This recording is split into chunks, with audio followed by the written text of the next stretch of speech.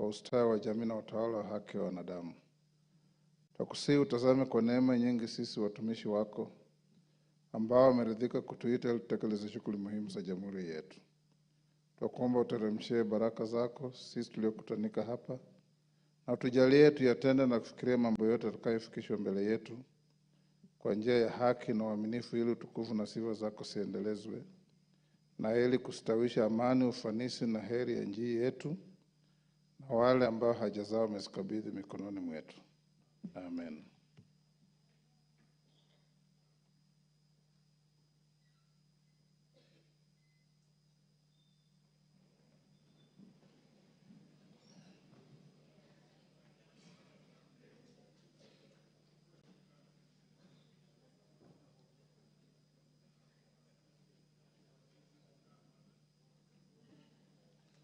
We have quorum.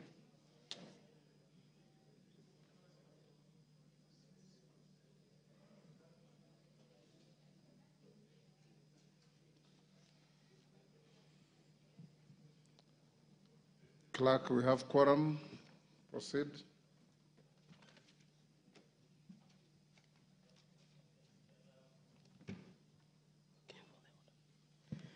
Order number 1, administration of oath. Order number 2, communication from the chair. Order number 3, messages. Order number 4, petitions. Order number 5, papers. Majority Leader.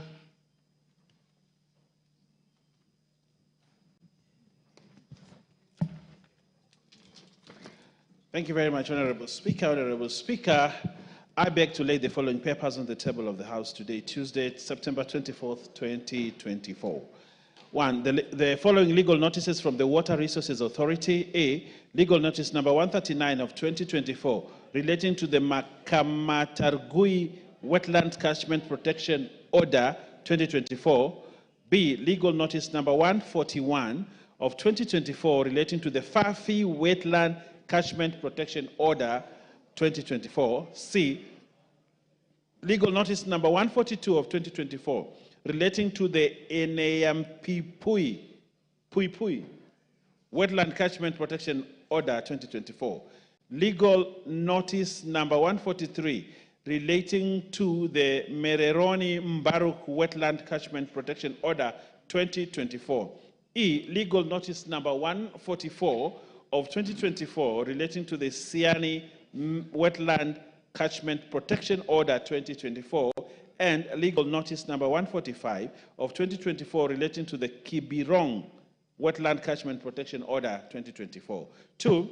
Implementation status of the Special Funds Accounts Committee report for the financial year 2018, 2020, 2019, 2021, 2022 from the National Treasury and Economic Planning.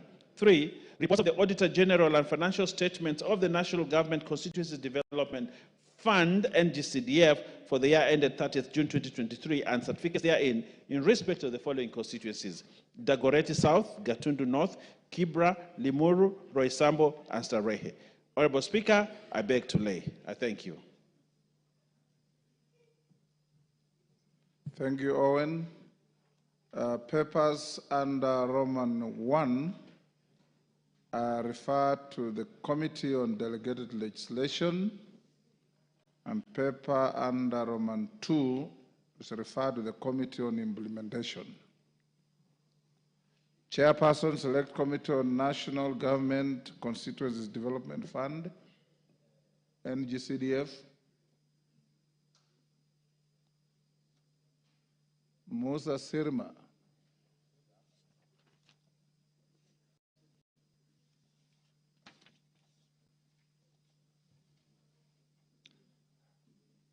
Majority Leader, where is the chairman of NGCDF?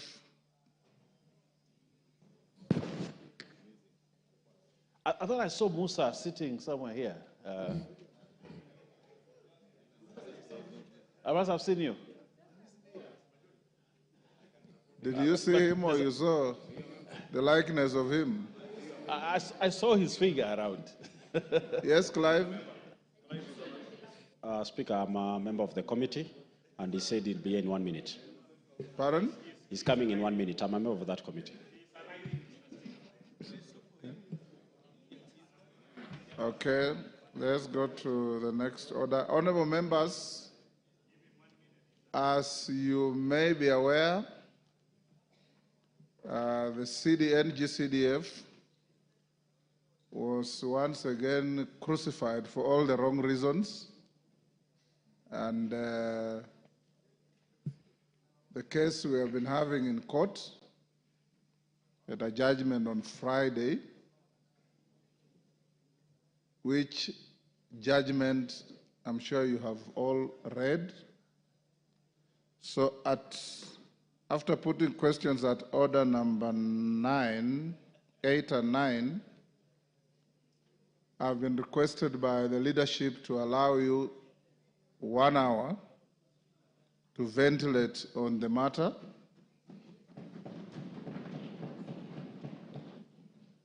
There he comes. And in addition to that, there is a committee of lawyers in the House led by Senior Counsel Otienda Molo, Murugara, Osoro, Makali, and all the others, Mutuse, Wakili Mureu, Kaluma, Kajwang, who have been giving pro bono services to the House on this matter.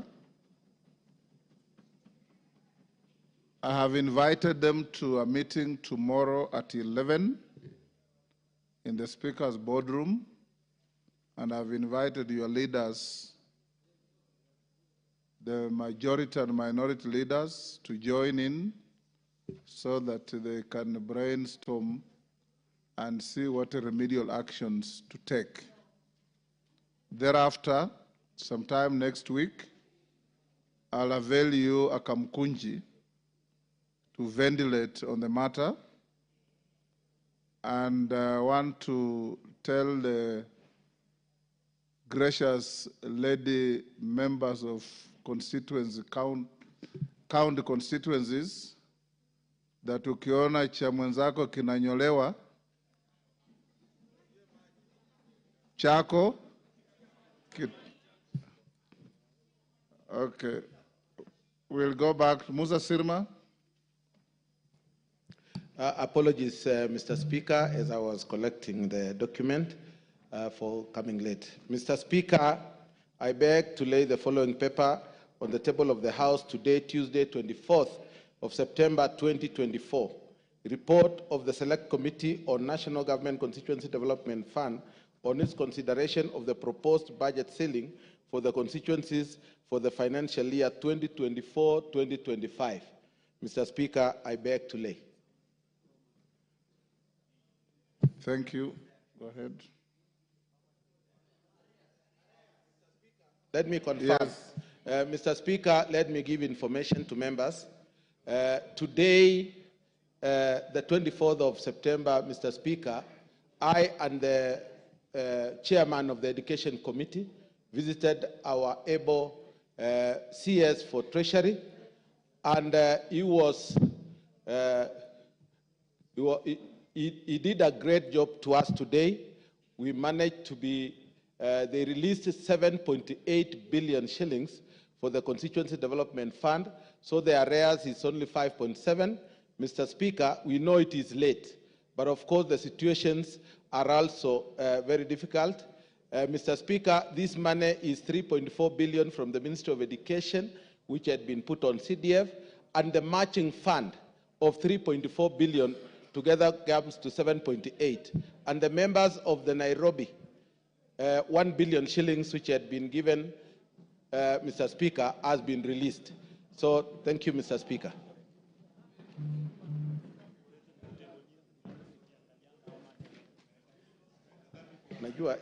Order number 6, notices of motion. Order number 7, questions and statements.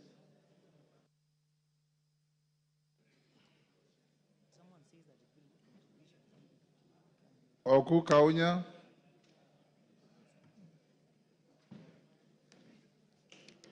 Thank you very much, Mr. Speaker, sir. Mr. Speaker,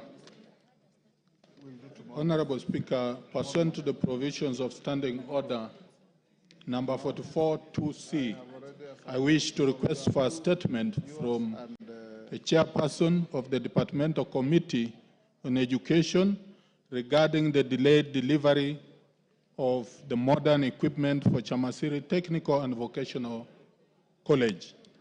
Honorable Speaker, Chamasiri Technical and Vocational College was established in September 2019 with the aim of providing quality technical and vocational education.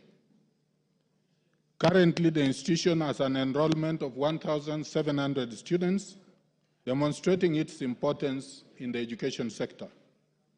On 10th December 2021, the Cabinet Secretary for Education, while on a visit of the Chamasiri TVC, conveyed the government's plan to provide modern training equipment that are through the funding of African Development Bank.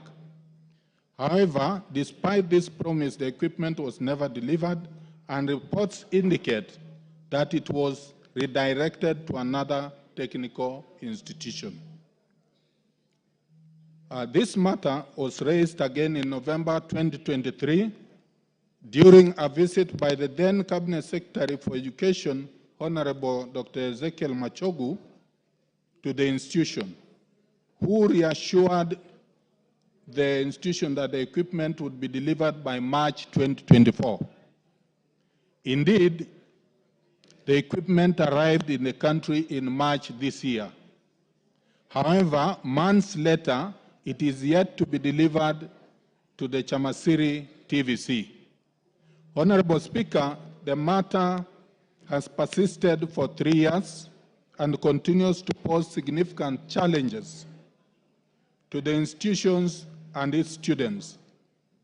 The continued lack of practical equipment has severely impacted the quality of education, as students are forced to rely solely on theoretical instruction without the necessary tools for handling the learners. This situation not only defeats the entire essence of technical and vocational colleges, but also jeopardizes the skills development and future prospects of these students. Honorable Speaker, it is against this background that I request for a statement from the chairperson, the Departmental Committee on Education, on the following. 1. Reasons why the equipment funded by the African Development Bank, which was initially intended for Chamasiri TVC, was diverted to another institution in another constituency. Number 2, reasons for the delay in delivering the newly received equipment to Chamasiri TVC, despite being received several months ago. Number 3, specific timelines for delivery of this equipment to Chamasiri TVC, including measures to avert further delays in this matter. Thank you, Honorable Speaker. Chair, Committee of Education. Where is Melly? Yes, 2 weeks, Honorable Maluli Njendi. Yes, Mr. Speaker. We'll invite the CS to our committee, but I also want to alert the member that we usually invite also members when the CS is making a presentation, so that the member can also get information from the CS directly during the committee sitting. Thank you. Thank you. Owen Bayer.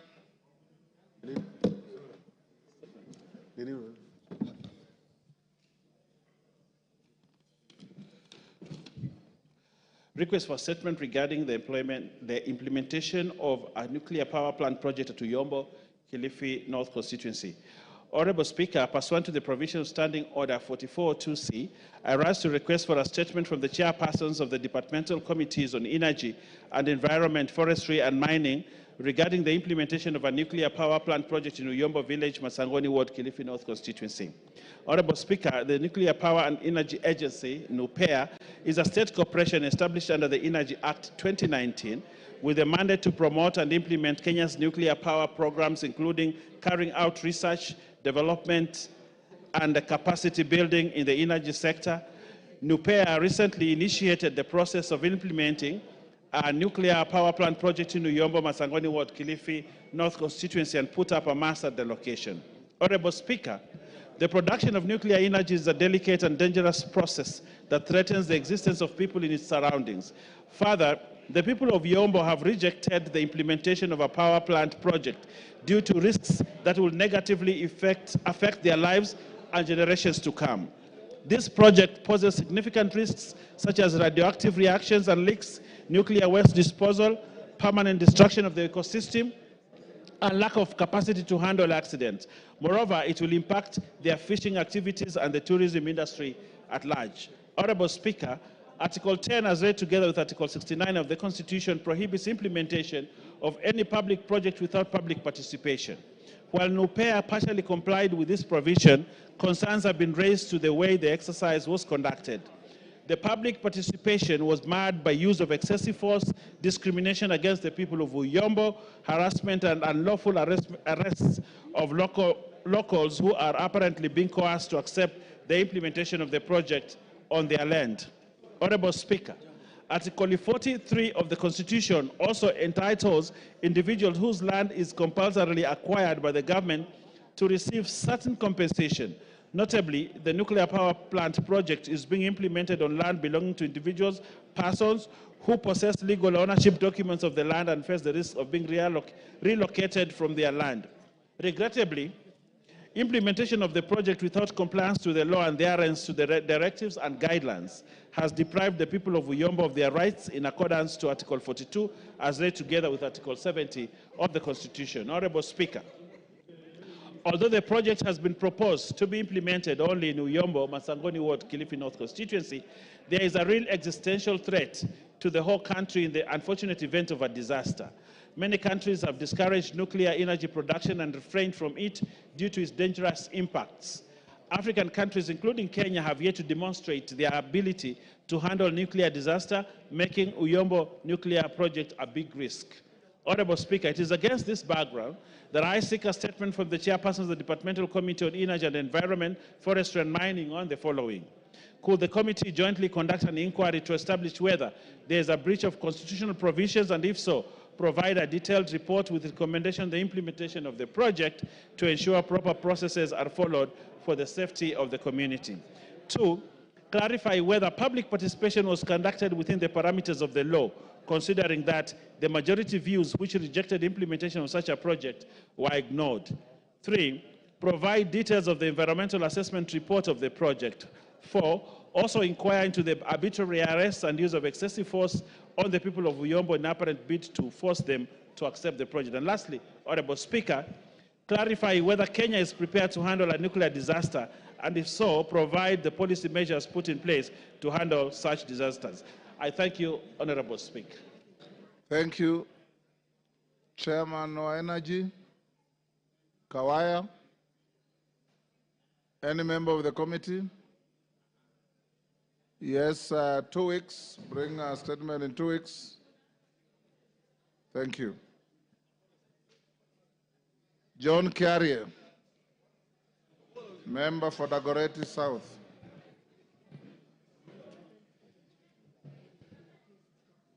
Honorable Speaker, I rise to request a statement regarding the renewal of standardization mark from the Kenya Bureau of Standards. Honorable Speaker, pursuant to the provisions of Standing Order number 44-2C, I wish to request for a statement from the chairperson of the Departmental Committee on Trade, Industry and Cooperatives regarding the renewal of the standardization mark from the Kenya Bureau of Standards, also known as KEBS.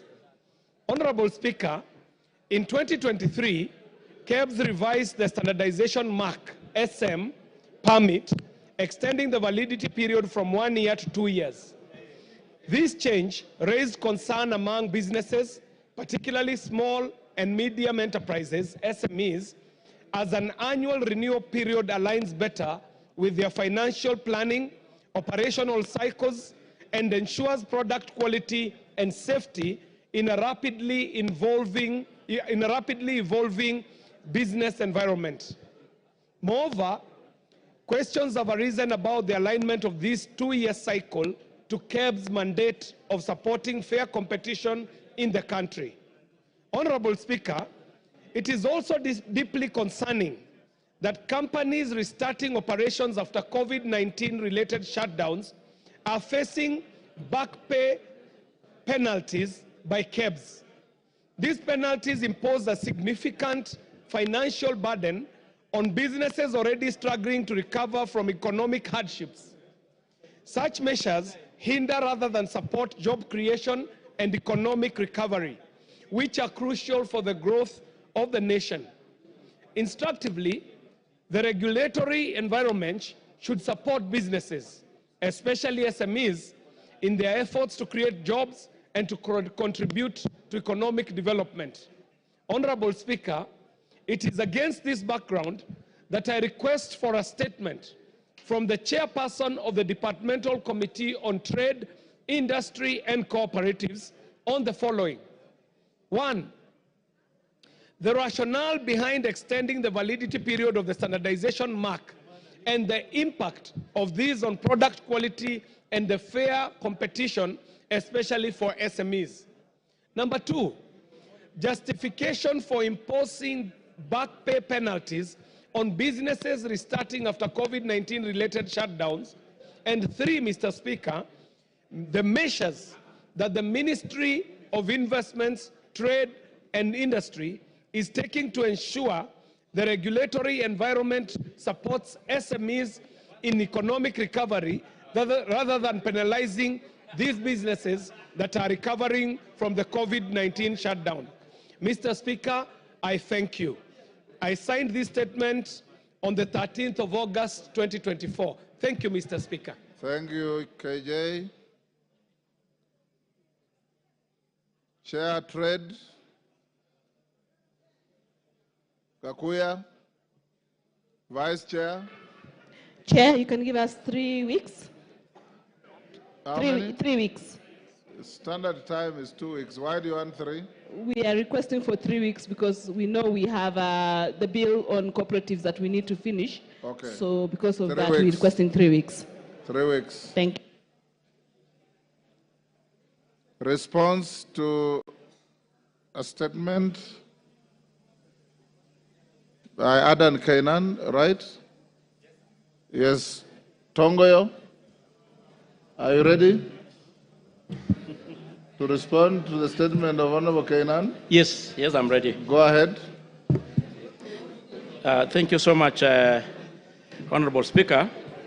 Honorable Speaker, the Member of Parliament for Elders constituency, Honorable Adan Kainan, is requested for a statement regarding the disappearance of the Member of Assembly for Dela Ward, Honorable Yusuf Hussein. And in particular, he wanted specifically circumstances under which Honorable Hussein was abducted and the status of investigation into his mysterious disappearance, which was reported at Makadara police station. And of course, the step that the relevant government security agencies have taken to ensure that the missing MCA is expeditiously traced and reunited with these people. And the security measures that the government has taken to guarantee safety of all leaders in order to protect them from potential incidents of kidnapping and other form of violence. Honorable Speaker, I want to state as follows. On 13 September 2024, at around 21:40, Wambua Kioko reported through a phone call via open number 8613, September 2024, the abduction of his passenger. The reportee is an Uber driver and a resident of Embakasi, stated that while within South Sea, Halala Estate, he received an online request from the customer to be dropped at Mangani Heights Estate.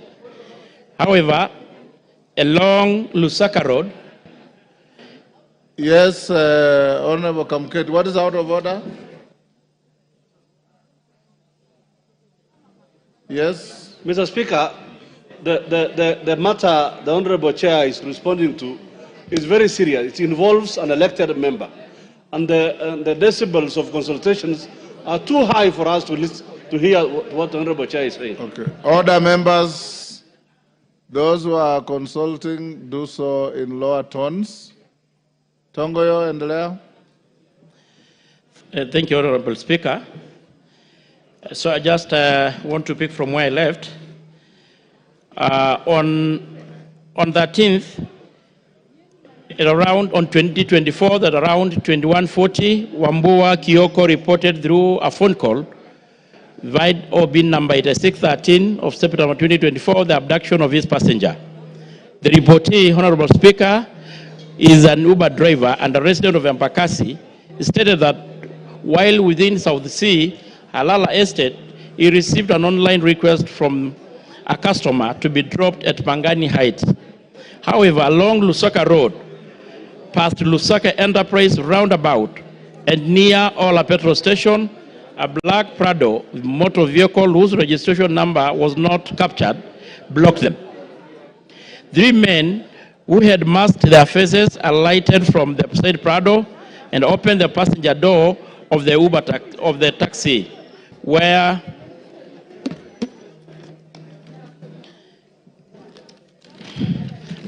the passenger was seated. They grabbed and pulled him out of the car before dragged him to their Prado. The passenger dropped his mobile phone and make iPhone 13 inside the Uber during the commotion. The abductors further robbed the Uber driver of his telephone number, a Samsung Galaxy A025 make, valued at around 14,000, and a cash amounting to 250, before speeding off with the victim. The scene was visited, and it was established that the abductee is the Honorable Yusuf Hussein Ahmed, the MCA for Dala and Nole Ward, Elder Constituency in Wajir County. Honorable Speaker, the case is still under investigation and the search is still ongoing at the time of writing this response. On the third question, Honorable Speaker, the following measures has been taken to ensure the security. The National Police Service has made as the mandate of providing security to all Kenyans in all parts of this country, and the police officers are therefore continuously sensitizing on upholding the rule of law and constitutionalism. And any leader who is intimidated or harassed is encouraged to report to the nearest police station, and investigation will be commenced without delay. Creating awareness to all members of the public to report any suspicious character within their location, and the intensifying both mobile and foot patrol. And the adoption of multi-agency approach in collection of intelligence and the heightening of security surveillance. So, Honorable Speaker, you know this matter was brought last week before you, and we also share the concern of Kenan and other members from that region that truly this is a very sensitive matter because it concerns an elected leader, and the police are still searching the MCA, and we want to ensure Kenyans and this House that the culprits will be brought to the books, and we are going to do anything within humanly possible to able to bring this person, the missing MCA. Thank you, Honorable Speaker. Yes, Kainan. Thank you, Mr. Speaker. Mr. Speaker, you have had on 13th September this month, an elected leader from my constituency, from one of the wards, was abducted. That is 14 days ago. Mr. Speaker, one of the platforms this regime used when they were campaigning was that there will be no abductions, there will be no illegal confinement, and there will be no extrajudicial killings. Mr. Speaker, the statement issued by the chairman, and I must admit that it's just a conveyor belt, lacks substance completely and does not allude to the circumstances of the missing leader. Mr. Speaker, here is a situation. You know, everywhere in Nairobi right now there are CCTVs. Everywhere in Nairobi there are CCTVs, Mr. Speaker. Is an elected leader. The road, the Enterprise Road, just next to where this particular leader was abducted, has so many CCTVs, Mr. Speaker. And therefore, by now, those who are in charge of this particular sector know the identities of the tormentors of this particular MCA. They know the details of the cars. They know everything, Mr. Speaker. Mr. Speaker, while it is the right of every Kenyan to enjoy the right to be heard, the right to be tried fairly, this era of illegal confinement, Mr. Speaker, and abduction is something that has never been anticipated in the current constitution, Mr. Speaker. And therefore, this answer, as it is right now, has not said anything, has not shed any light. He only said we are investigating. 14 days, Mr. Speaker, since an elected leader has, of course, every Kenyan has the right to security, but here is an elected leader, Mr. Speaker. He is still missing. Mr. Speaker, I want to also table, Mr. Speaker, just for the information, on 6 August, this particular leader was summoned by the County Security and Intelligence Committee of Wajir, Mr. Speaker, and this is what the letter says. The Honorable Yusuf Hussein, MCA, Anole Delaware, the telephone meeting with the County Security Committee of Wajir. You are told you are requested to, I've just learned this, Mr. Speaker, and this is what the letter says.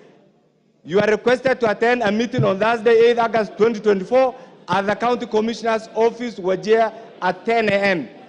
The County Security and Intelligence Committee... Kenan, you seem to be reading from a faded copy of a letter. It's a copy, Mr. Speaker. It's an official letter. I'll give it to you. I'll hand over. You can counter-check. It's official. Okay. And I'm too old, Mr. Speaker, to bring anything that is not properly validated.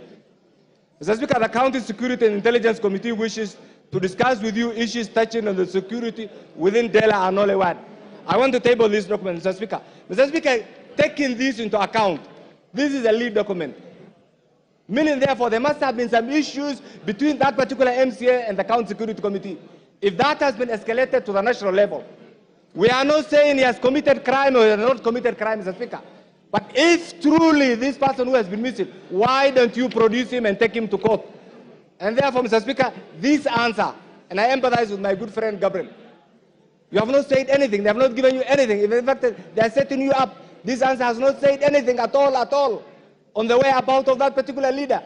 And therefore, Mr. Speaker... Pass on the letter to him. You have made the point. Bashir?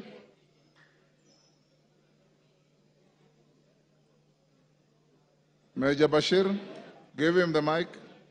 1 minute.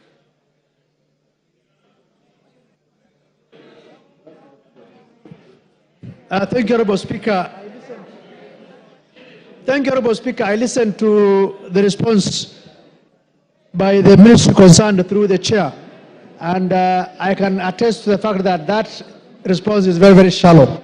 Honorable Speaker, the individual abducted is an elected MCA, and it's not a coincidence that on the 8th of September, he was summoned by the County Security Committee, and on 13th, he disappeared.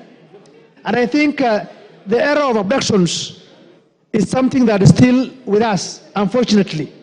So we call upon the government, especially the security agencies,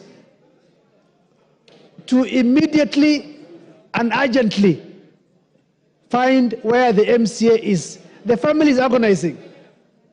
They don't know what to say. And the worst part is that the National Police Service has not even come to address this matter and even talking to the families concerned to tell them what they are doing about it. We want them to do what they are supposed to do, to protect lives and properties of Kenyans. And we ask them to tell us where this elected MCA is at this point in time. It's now 2 weeks since his abduction. And there are CCTV cameras in the whole of this country, especially in Nairobi. How come they are unable to know who abducted the MCA?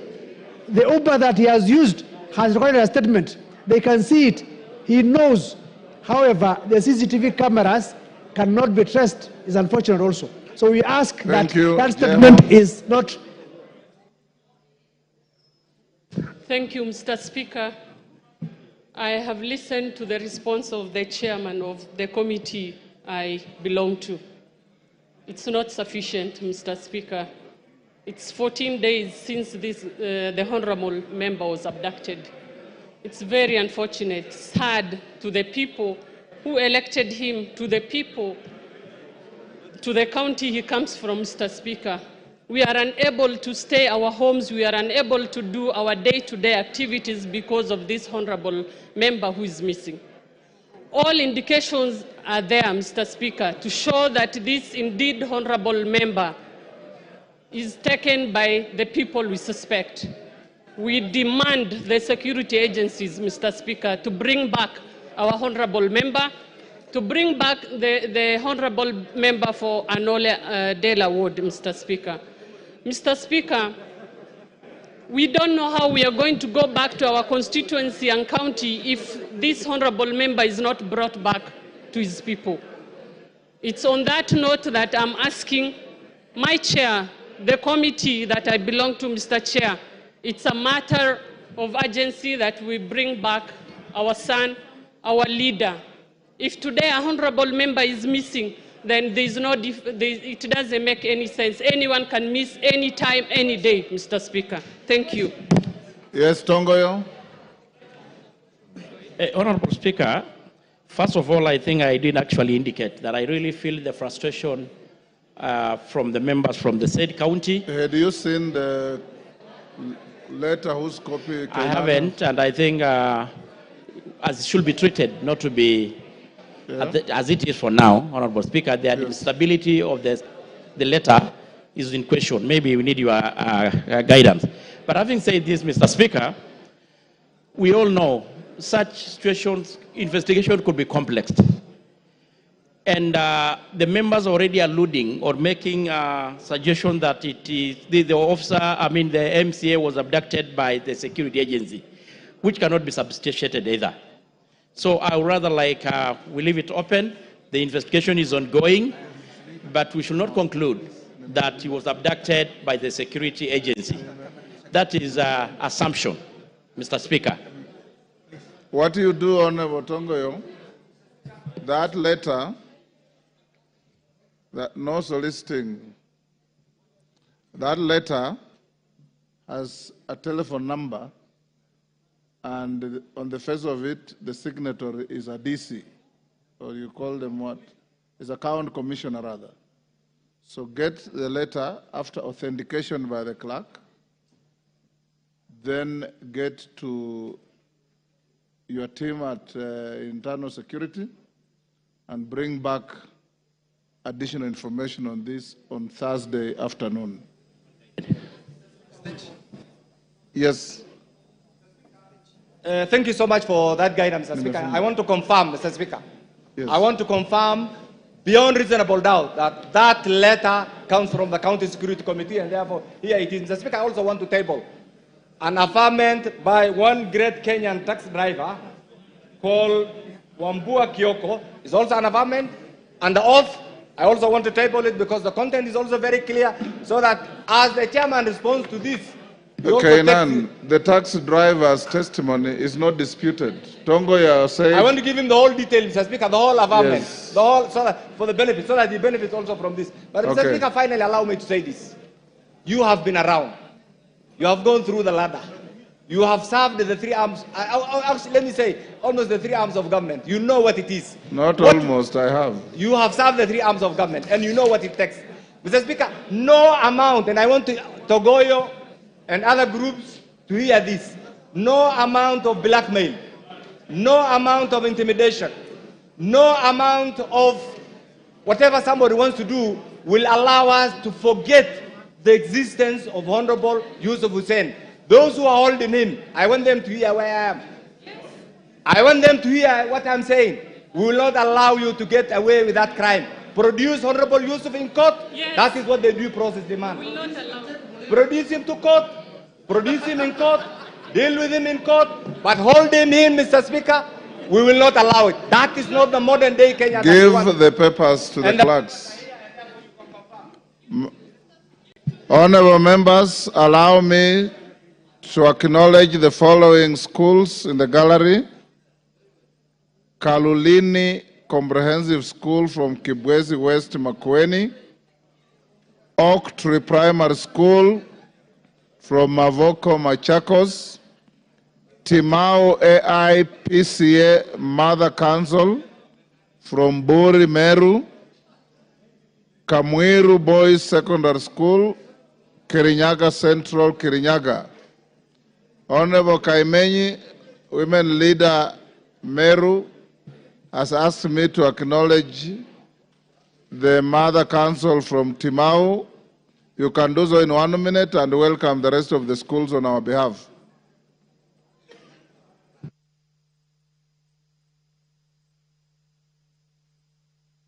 Mike.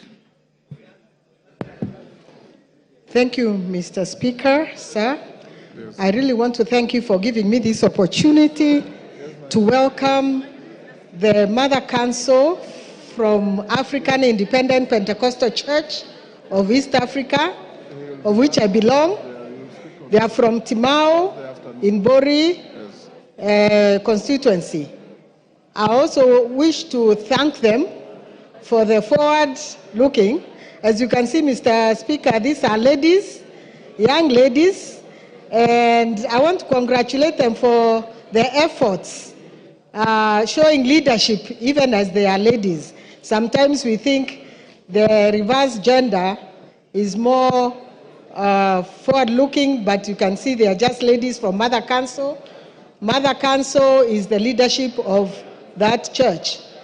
Mr. Speaker, I also wish to thank also the students who are here with us and acknowledge them for wanting to have more knowledge even regarding this parliament. So please feel welcome and thank you again, Mr. Speaker, for this opportunity. Majority Leader.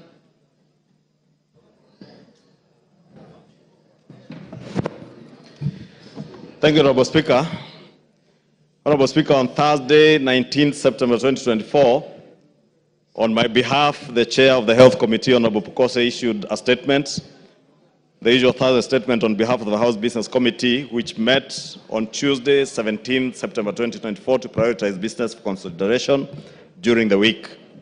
Honorable Speaker, it was indicated to the House that the Cabinet Secretary for the Ministry of Environment, Climate Change and Forestry would appear before the House to answer questions tomorrow, Wednesday, 25th September 2024.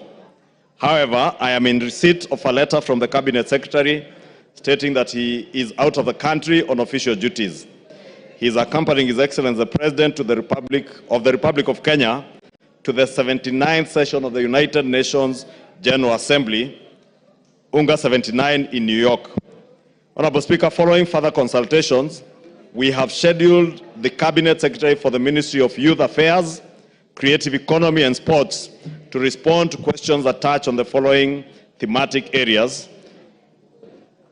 A, state of preparedness of key sporting facilities to host international events. 2, 1, appraise on the state of preparedness of the country in terms of infrastructure facilities and other logistics to successfully host international sporting events, more specifically the planned hosting of the African Nations Championship, CHAN, and the Africa Cup of Nations, AFCON. 2, state the current condition of key sports facilities in the country, including their maintenance, modernization, and suitability for hosting international events. And 3, provide specific measures on strategies put in place by the ministry to accelerate the completion of the stalled or incomplete stadiums across the country. B is facilitation of national sports teams, to state the measures in place to ensure timely preparation, coordination, management, and facilitation of sports teams to represent the country in various sporting disciplines. And C, Honorable Speaker, is a mandate of the Kenya Academy of Sports to 1, appraise on the challenges facing the Kenya Academy of Sports in the development of grassroots talent in the country and the measures to address the challenges. And 2, outline the number of sports academies that have been set up nationwide, including details of their effectiveness at the grassroots level, and whether there are strategies in place to ensure their continuity. Thank you, Honorable Speaker.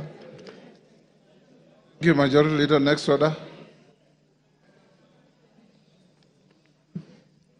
Order number 8, the Mark Beans Bill, Senate Bill number 13 of 2022, second reading. Question to be put.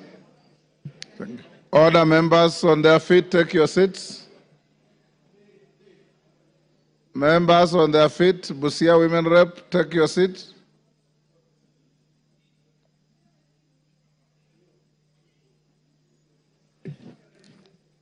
Honorable members, now I put the question at the order number 8, which is that the Mang Beans Bill, Senate Bill number 13 of 2022, be now read a second time. As members of that opinion say aye. As members of the contrary opinion say nay. Nay. The nays have it. Next order. Order number 9, motion, enhancing reporting of parliamentary business on online platforms. Question to be put. Order, members on their feet, take your seats again. Take your seats. Honorable Naisula and the member for Bumula, take your seats.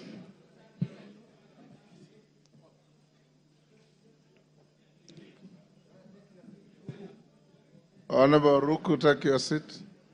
Honorable members, I now put the question at order number 9, which is that this House adopts the report of the Select Committee on Parliamentary Broadcasting and Library on enhancing reporting of parliamentary business on online platforms, laid on the table of the House on Wednesday, 4th October 2023. As members of that opinion say aye. Aye. Will those of the contrary opinion say nay? The ayes have it. Honorable members, I had promised you that I will allow you 1 hour to ventilate on the issue of NGCDF, and I will invite your leaders, starting with the Majority Leader on NGCDF judgment, and then followed by the Minority Leader. If we can give them 5 minutes each, then the rest of the members, you can take 2 minutes each. Is that okay? If we say 5 and you have 1 hour, very few will speak. So let's do 3. Kimani Chungwa, you can go with 5 minutes. Junet, be ready with 5 minutes.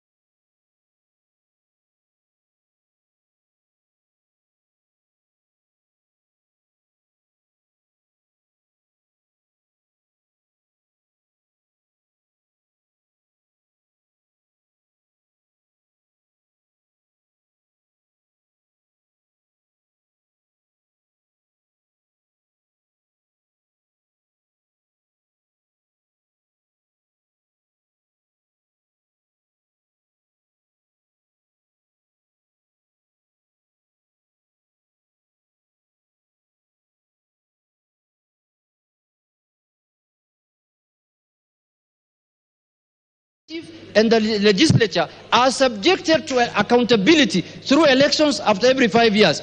Judges are never accountable to anyone. They are accountable to themselves and to JSC, where a majority of the members are judges, Mr. Speaker. And you just wait until you reach 70 or 74 years and you retire. You are not accountable to anybody. How do you want to make the lives of Kenyans so miserable by saying that CDF is not doing anything? Mr. Speaker, CDF is unconstitutional. This is a judgment that has been procured by the Council of Governors, Mr. Speaker. And it is out of egos. They don't want any other money. They don't want any other money to come to the constituencies or to the villages, Mr. Speaker. And what is happening in devolution, you know, all of us and everybody in this country knows. Corruption, pilferage, lethargy, incompetence.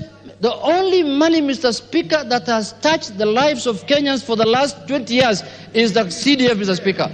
And I want to tell the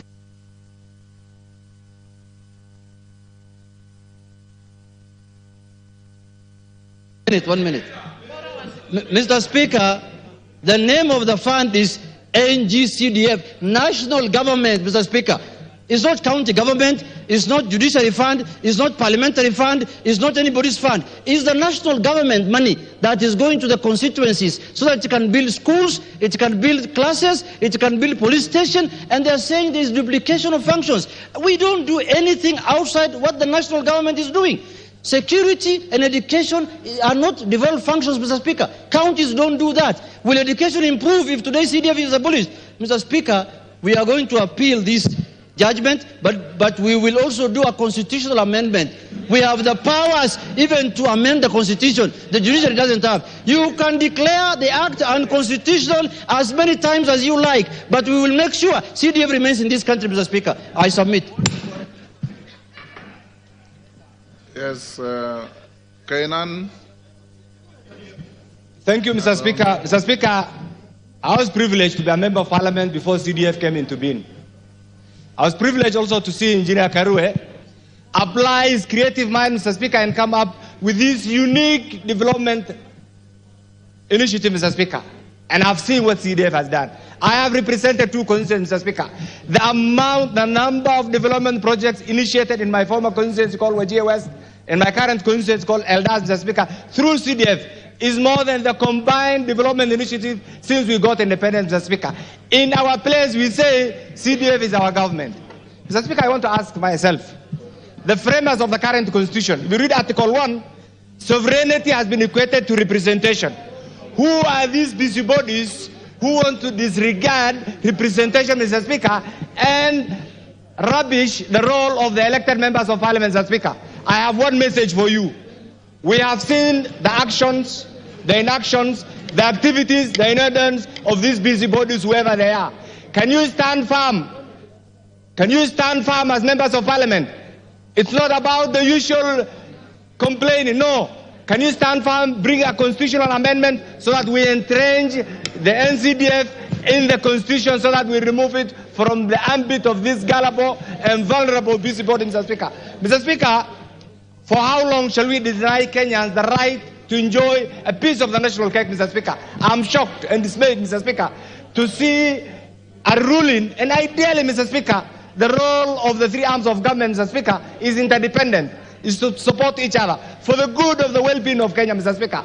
But when you have a targeted approach, Mr. Speaker, to rubbish one arm, then doesn't add value. Mr. Speaker, finally, what I want to say is this.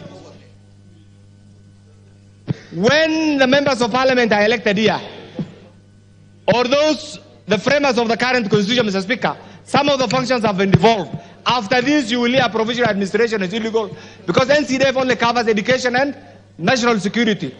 Are those 2 functions, Mr. Speaker, county functions?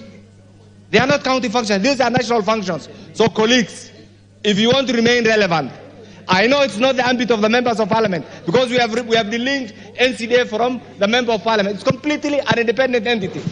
That still is being pushed to the member of parliament. I beg you, if you want to remain relevant, if you want your constituents to develop, stand firm, wake up tomorrow, put your heads together, put this entity, entrench it in the constitution so that there is no room for any busybodies. Thank you, Mr. Speaker. Kadambi. Charity Kadambi.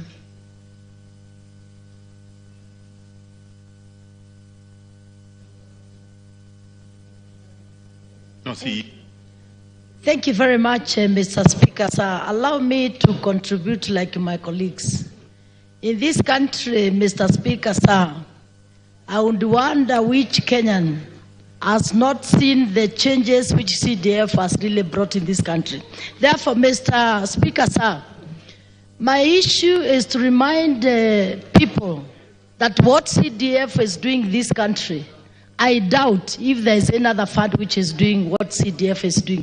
Therefore, Mr. Speaker, with the changes, with the poor children we are taking to schools, with the schools we are changing, with the security offices we are constructing, with the administration offices we are doing, Mr. Speaker, sir, I am so much worried that there is people up to now, they have not seen what is happening. And Mr. Speaker, sir, I am contributing because myself being the second term member of parliament in Joro constituency, what I have done in my constituency, Your Excellency, Mr. Speaker, sir, for the first term is what has brought me the second term. Therefore, Mr. Speaker, I'm standing here to remind our colleagues, let us unite this journey. This is war against development.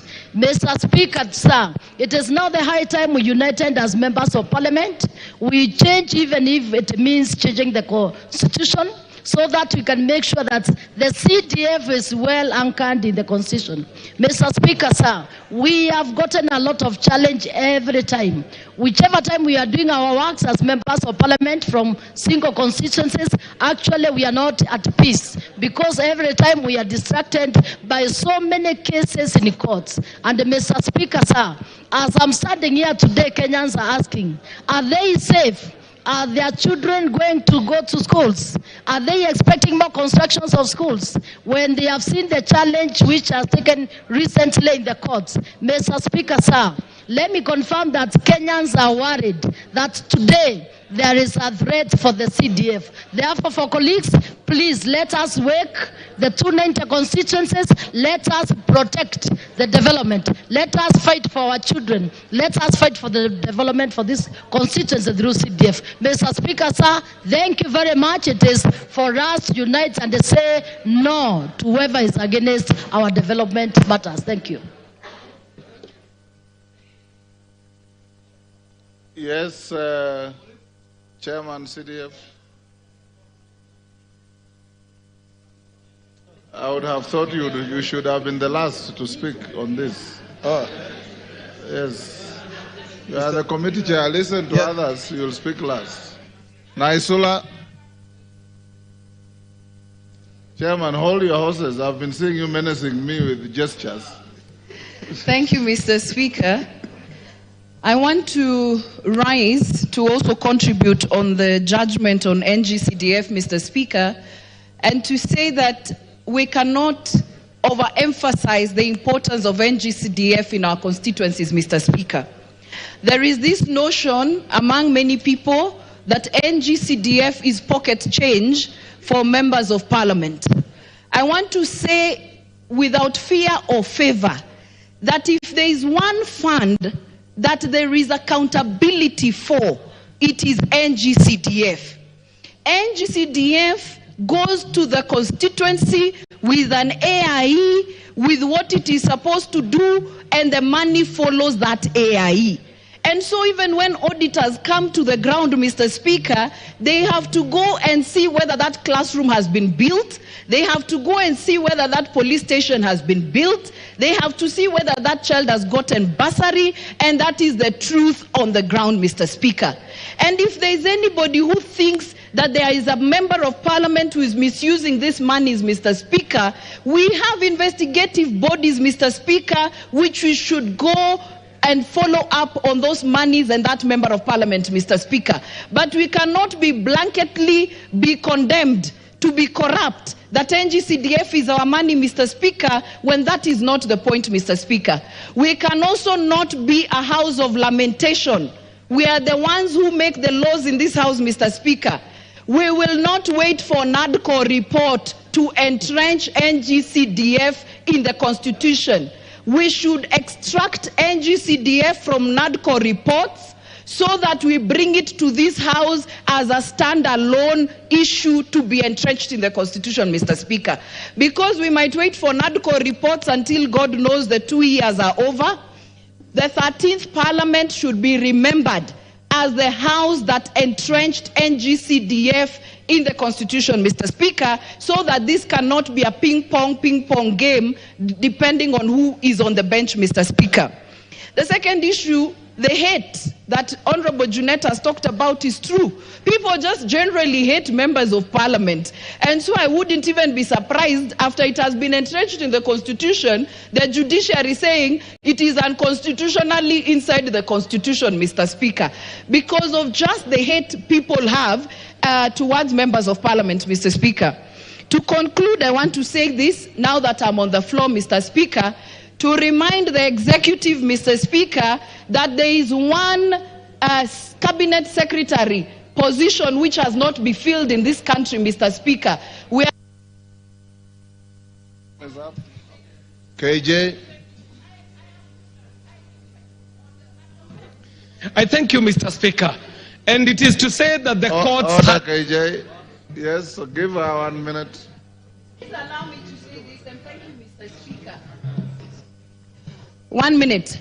There is a position of a cabinet secretary that has not been filled in this country, and I want to remind the executive, just in case they have forgotten, we do not have the cabinet secretary of gender and affirmative action, Mr. Speaker, in this House, Madam Speaker, sorry. If it was another ministry, I want to assure you, by today, the replacement of that cabinet minister would have happened.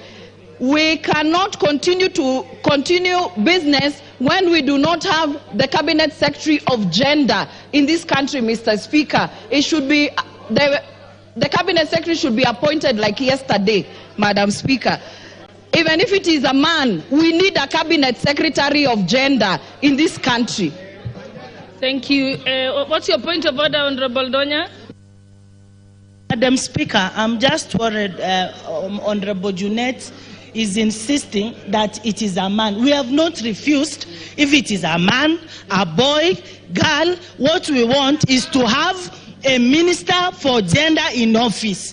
We keep on talking about gender mainstreaming, helping our young girls and women. How can we, Madam Speaker? Yes, we know it is CDF, but...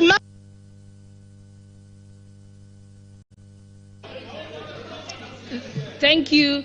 Honorable KJ, you may proceed. You are on the floor. Madam Speaker, I thank you and I acknowledge the change of guard. Madam Speaker, the courts had their day. Today it is Parliament that has its day to remind the courts that even the courts can err, that they can make mistakes, Mr. Speaker. When you read that judgment, Madam Speaker, you notice a fundamental fault in how they were deciding on this matter. One of the bigger issues, Madam Speaker, they were saying that the constituency cannot be a unit of devolution.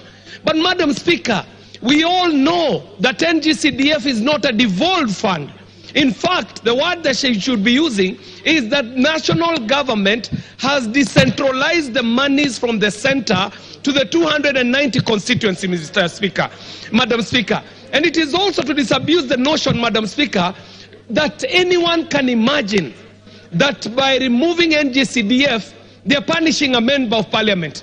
Madam Speaker, in the Goretti South constituency, the NGCDF is not to benefit John Carrier. The NGCDF has renovated all primary schools in the constituency. It has built in excess of 7 new schools. Out of the 12 new schools in Nairobi, 7 of them are in the Goretti South constituency.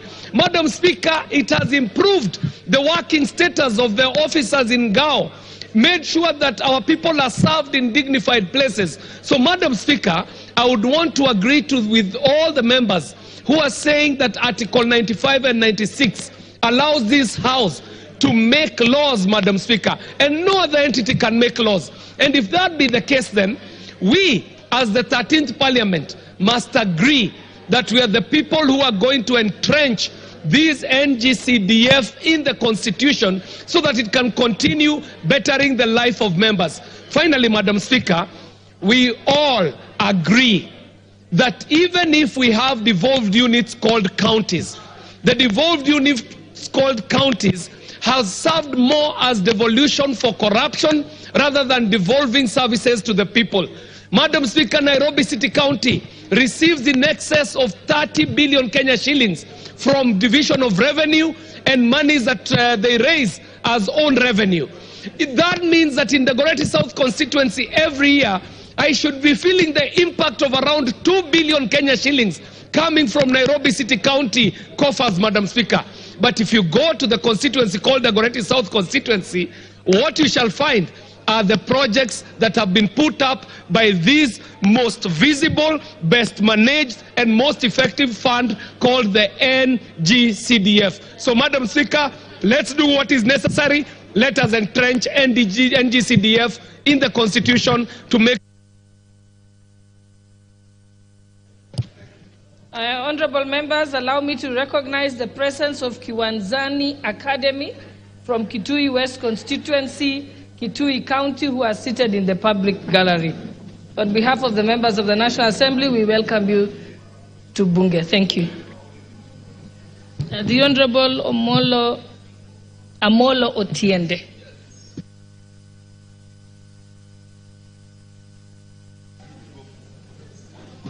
Thank you, Madam Speaker. Madam Speaker, first, let me recognize and thank the team of lawyers that did this matter pro bono.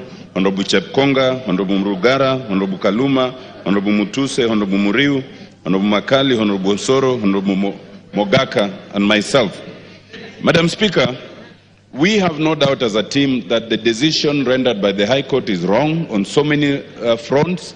It is wrong on the role of the MPs in CDF.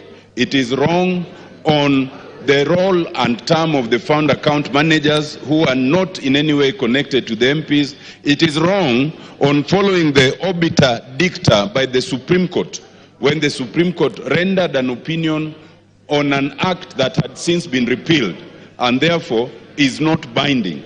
And for the avoidance of doubt, Madam Speaker, we have already agreed that we will appeal that decision. The good thing is that after declaring the act unconstitutional, the court did a suspension of the declaration of invalidity for 2 years. That is enough time for us to prosecute a number of things. It is enough time for us to prosecute the appeal. You will remember, Madam Speaker, that previously the High Court declared the previous act unconstitutional. The Court of Appeal did not agree and affirmed it, and only the High Court then agreed with the only the Supreme Court then agreed with the High Court. It is quite possible that we might follow a similar trajectory on this matter. Madam Speaker, secondly, and this we have said before, the ultimate solution to all this push and pull is amendment of the Constitution. And that amendment, Madam Speaker, we have already agreed, even in the Justice and Legal Affairs Committee, that we want to make it a standalone amendment away from the entire NADCO report.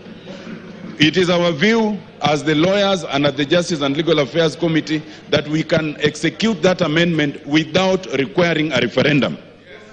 Madam Speaker, the beauty is that once we have entrenched the NGCDF, then the constitutional provision cannot be unconstitutional. It will be along the lines of having entrenched the judiciary fund, and that then should be a proper cushion.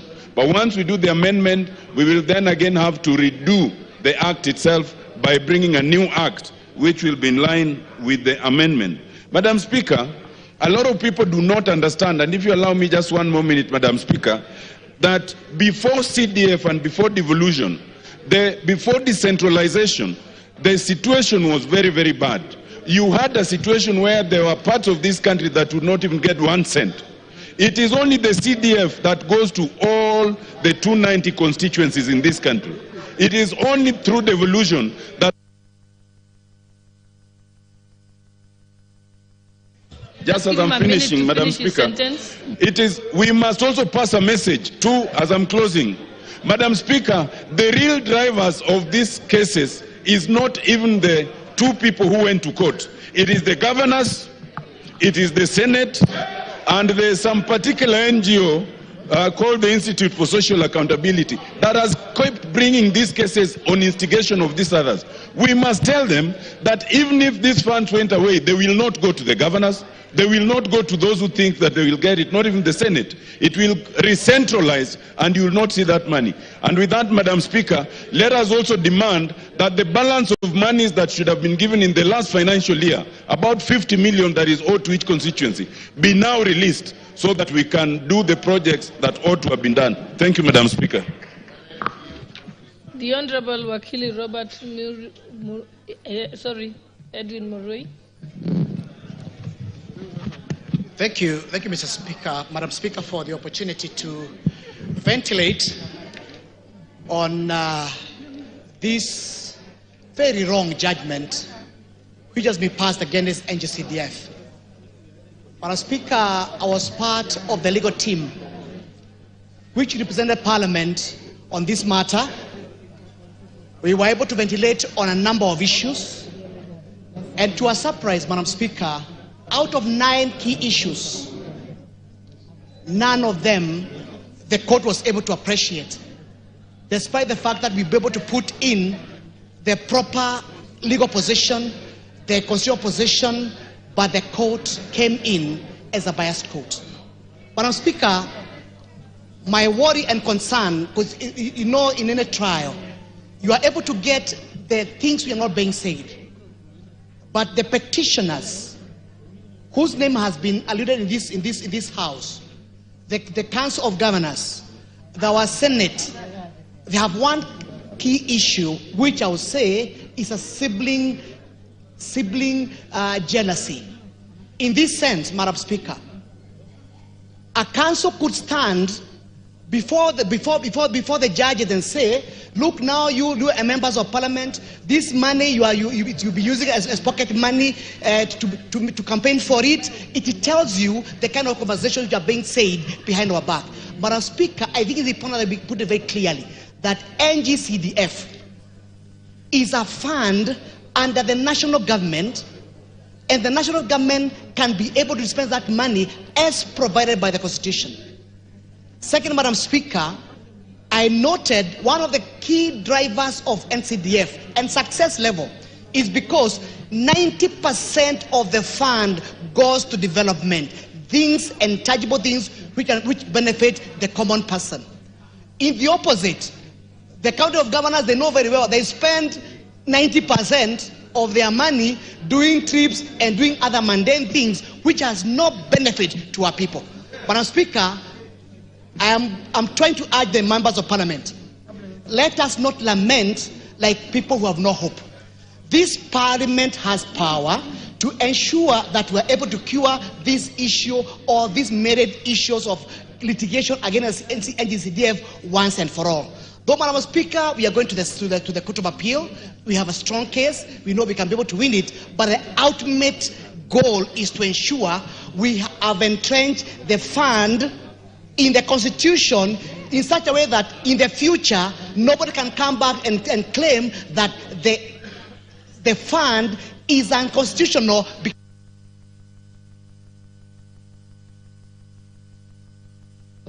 Let me give the Honorable Millie Odhiambo, then I'll come to you, Honorable Osoro. Thank you, Madam Speaker, for giving me this opportunity. Madam Speaker, I just want to inform Senior Counsel Honorable Tiende Amolo that part of the reason they're having problems is the entire legal team was men.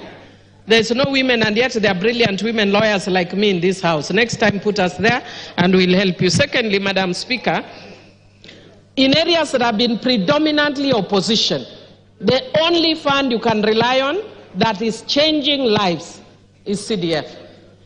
Third, Madam Speaker, in my own constituency, I have seen us move from mud-walled, grass-thatched schools to permanent schools. I would want to encourage the judges and people who live in cities to do an immersion in the village so that they know the reality. A lot of people do not know the reality on the ground. The people who are posh in cities, the lawyers and the ones who are lofty, go to the ground and learn the reality. Madam Speaker, I would also want to say that in relation to the law, our judges, especially Supreme Court, have been very liberal and progressive in interpretation of the Constitution. That is why they even interpreted the Constitution to include gay rights. But when it comes to development, then they start telling you, Montesquieu, separation of powers. I have no problem with separation of powers as espoused by Montesquieu many years back. But Montesquieu does not come from my village, Kolo, in Rusinga Island. He does not know what people go through. That is a very good concept, but something good is finally coming out of Africa, which is the issue of NGCDF. Development. And Madam Speaker, I was just discussing with Honorable Tiende Amolo that we must be brave as lawyers. And if there is one legacy we must leave in this house, is to entrench the fourth role of a member of parliament in this country, which is development. If it does not come through NGCDF, it will come through my pocket. That is the reality. And the members that came before us were overwhelmed. That is why they promoted this. Right now, the role of MPs has totally been removed. But MPs are still being harassed. Put it and make MPs have a role. I have no excuse. Anybody can bash me what they want. But as an intellectual and as a bright lawyer, this is one thing I am willing to defend to my grave. Bora usiguze NGCDF. Wengine wanasema bora usiguze mulima, mimi bora usiguze NGCDF. Hapo tutapigana. The Honourable Member for South Mugirango, Honourable Sylvan Sosoro. Thank you very much, Honourable Speaker. Honourable Speaker, I also want to associate myself with the sentiments that have been made by my colleagues. And I also do not want to delve so much on the judgment that was delivered last week, because I've actually gone through it. In all aspects, I'm actually against it by all standards, because it actually does not meet jurisprudential, authority in all aspects. I mean, the learned judges, Honorable Speaker, only focused on what we call the school of thought in jurisprudence that we call positivism, where they are so keen on unnecessary positivism and they ignore the element in a very social matter, ignore the socialism jurisprudence, ignore the natural law in all aspects, Honorable Speaker. But I do not want to go that direction, Honorable Speaker. But of importance, Honorable Speaker, for me, it is the character of the Council of Governors. Honorable Speaker, NGCDF is 2.5% of the national budget. Each constituency gets about 130 million thereabout when you do tabulation. County governments get a minimum of 15%. In fact, this house gave them in the last financial year 25% last financial year. About 25 or 26% thereabout. In the last financial year, Honorable Speaker. Honorable Speaker, when you do tabulation, you'll realize that in the 2.5% that we get, or the constituencies get in terms of the NGCDF, each constituency gets about 120 million at the highest, or 140 million shillings. Honorable Speaker, with the allocated amounts in the counties, some counties that get about 11 billion in the shared revenue, place in their budget 500 million for the office of the governor's expense. 500 million. But NGCDF for the consumption of the common Mwananchi, only 100 million. With 11 billion in some counties, and even some of them getting up to 15 billion, you will actually need a microscope, and I've said this several times, to see what governors do. But they were the first people to go in court, Honorable Speaker. They applied to be interested parties in this matter. They even wrote a letter to the Chief Justice. And in now very common character and demeanor of the current court, Honorable Speaker, they've applied what we call judicial activism, populist rulings, populist judgments, where they now get their jurisprudence from Facebook, from social media, from messages they get, and sometimes from some political leaders who are against very important concepts.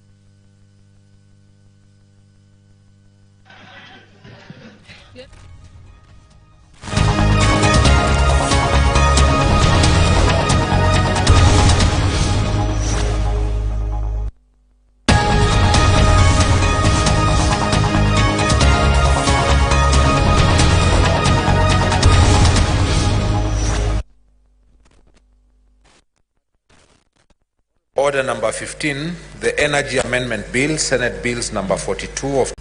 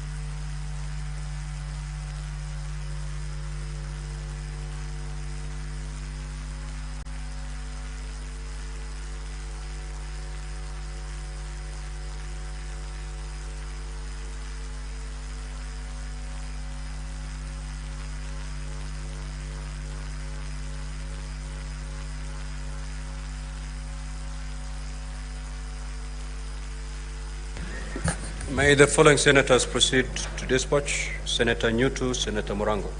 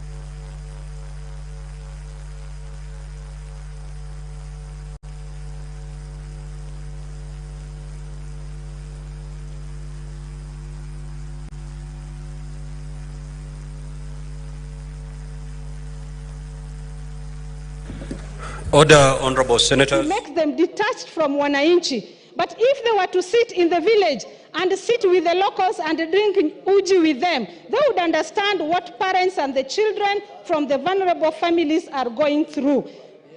NCDF, it's like the evolution itself. Without this, we will reach Nairobi, we will reach the Ministry of Education, even to bring a query to that sector for what is going on through our schools, through our students. So I beg that they reconsider, and instead of telling us 2 years, then they rather just disband Parliament, because we have no business being here. Madam Speaker, it is disappointing, and I'm praying that they change their mind. The Honourable Member for Mwingi West, Honourable Charles Gusia.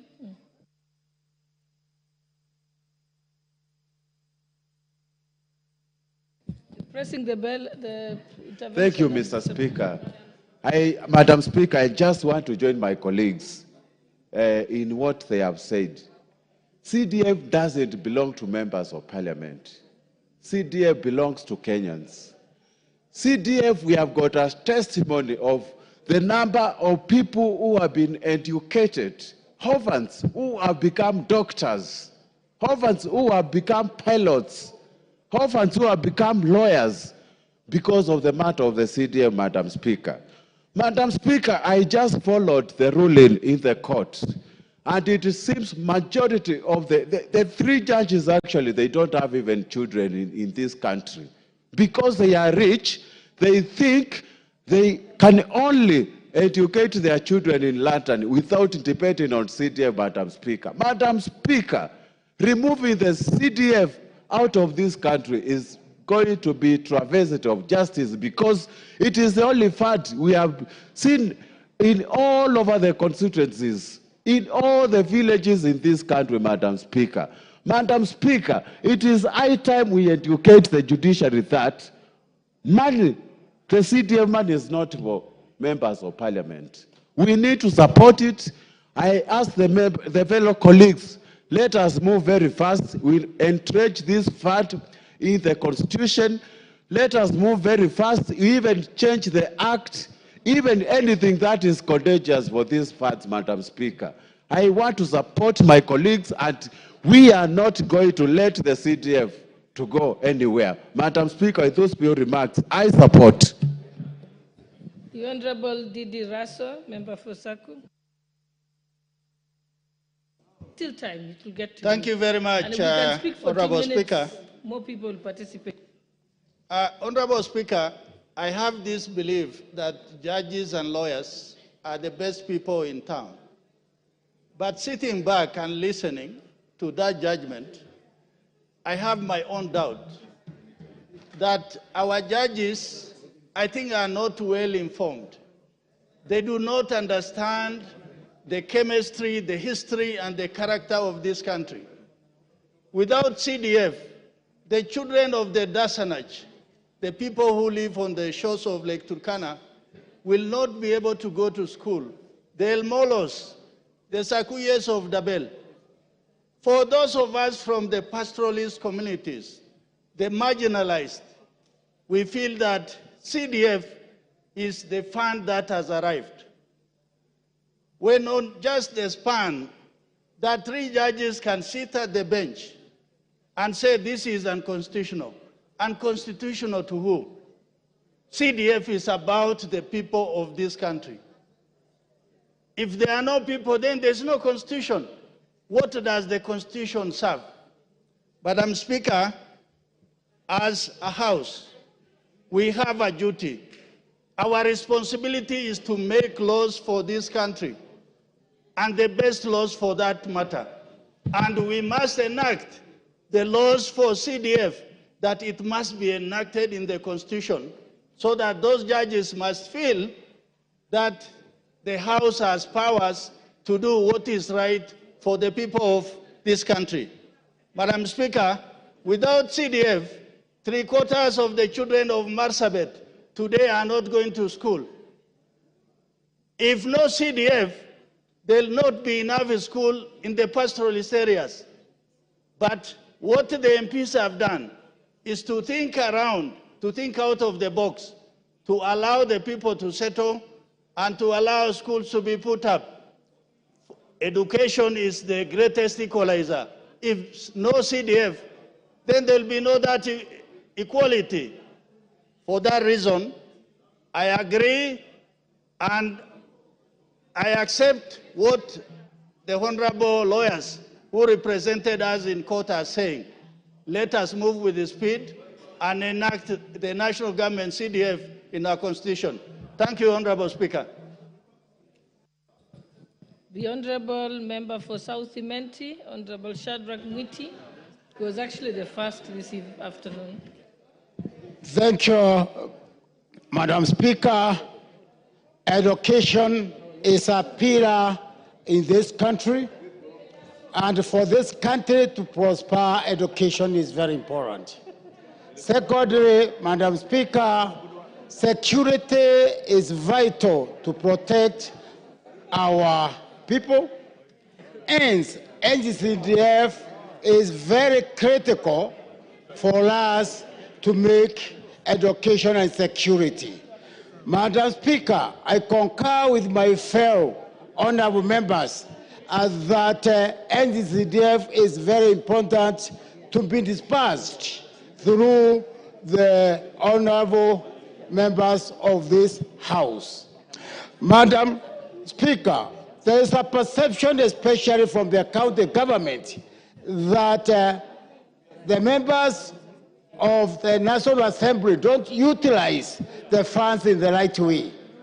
Madam Speaker, if you assess our constituencies, you'll find that most of the projects are done by the members of the National Assembly and not the county government.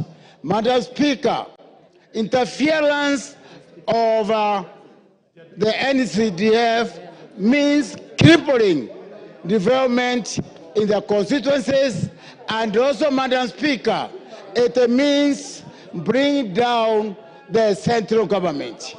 The funds from the NCCDF are from the central government, and there is no relationship between the NCCDF and the funds in the central government. Madam Speaker, I support that the Act should be entrenched so that we can have the funds having disbursed or having no more interference in the future. Madam Speaker, it is frustrating when the legal fraternity is interfering with the NCCDF, knowing very well that the children of this country, the bright students, and also the disadvantaged students are highly supported by the NCCDF. Thank you, Madam Speaker. The Honourable Member from Better North. Madam Then Speaker, after that, it's you, Honourable Oundo. Madam Speaker, thank you. And CDF has played a very critical role when it comes to the marginalized areas, Madam Speaker. We have many constituencies, many areas in the Republic of Kenya which are extremely marginalized. Recently, Madam Speaker, I went to ensure a school which has mud-walled classrooms in my constituency last week to ensure we change the face of that school. And those photos, Madam Speaker, when I posted them on my social media, many Kenyans could not believe that we have such kind of schools in some of our constituencies. Without CDF, Madam Speaker, many children who are going through CBC curriculum will not be able to enjoy an environment where they can nurture their talent as far as CBC curriculum is concerned. We not only have such kind of primary schools at the moment in our constituencies, in marginalized areas, but we need to change the face of such kind of schools.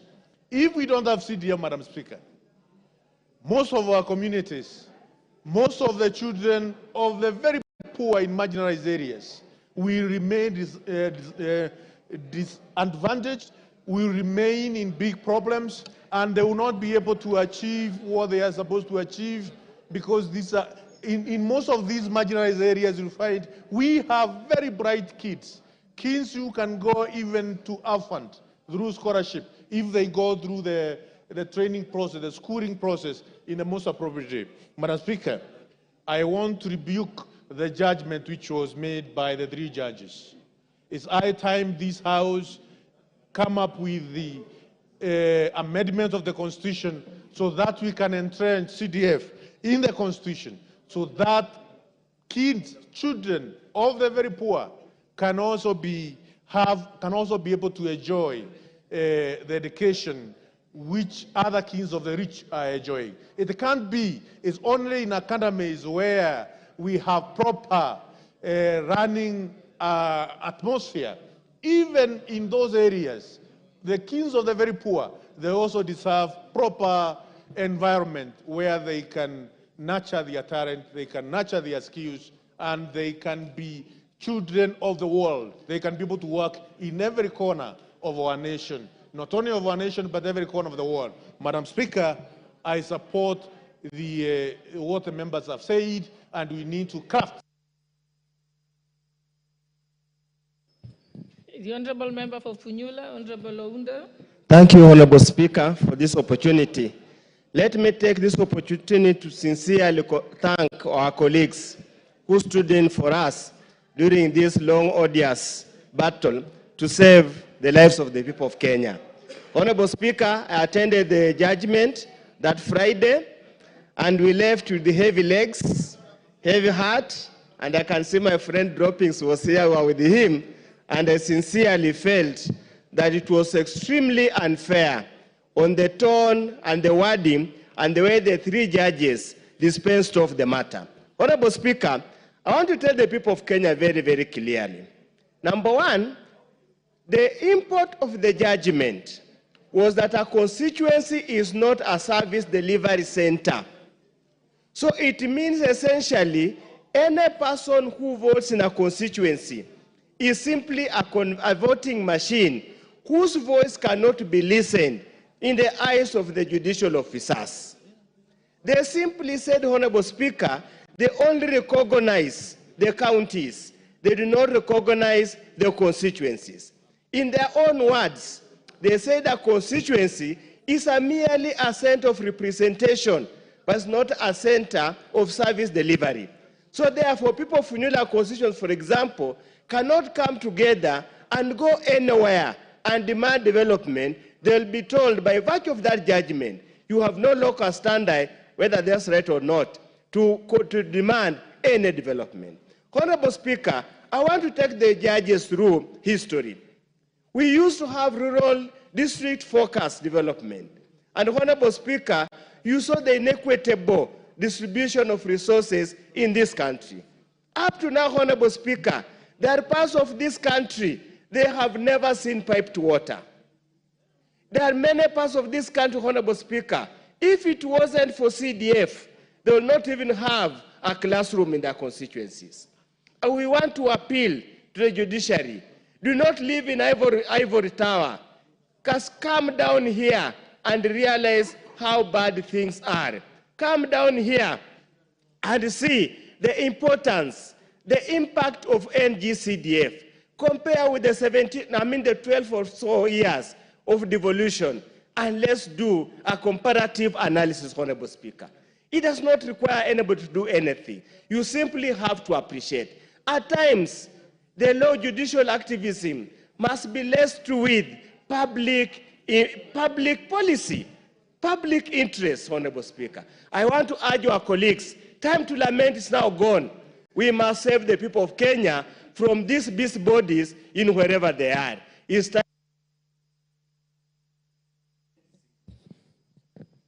The Honourable Member for Lamu East, Honourable Rueda Obo.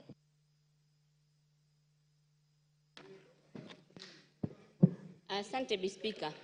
Nami nipate nafasi nizungumze kuhusu hii NGCDF. NGCDF kwa wengine, kwa maeneo bunge mengine, ndio pesa peke yake unatarajia. Kama tuseme kama Lamu East na constituencies na maeneo bunge mengine mengi ambao wametengwa. Hapa tukiangalia rekodi, ukiangalia mambo kama kwa mfano stima bunge hii katika mwaka uliopita pesa ya bajeti iliyopangwa, utaona eneo bunge la Lamu Mashariki imepewa milioni 4 na maeneo bunge mengine kuna eneo bunge moja limepewa milioni 450. Hii pesa ya CDF, NGCDF, ndio pesa ikitolewa hakuna ubabe. Kila eneo bunge limepata pesa yake, wanajipangia wale kulingana na sheria inasema.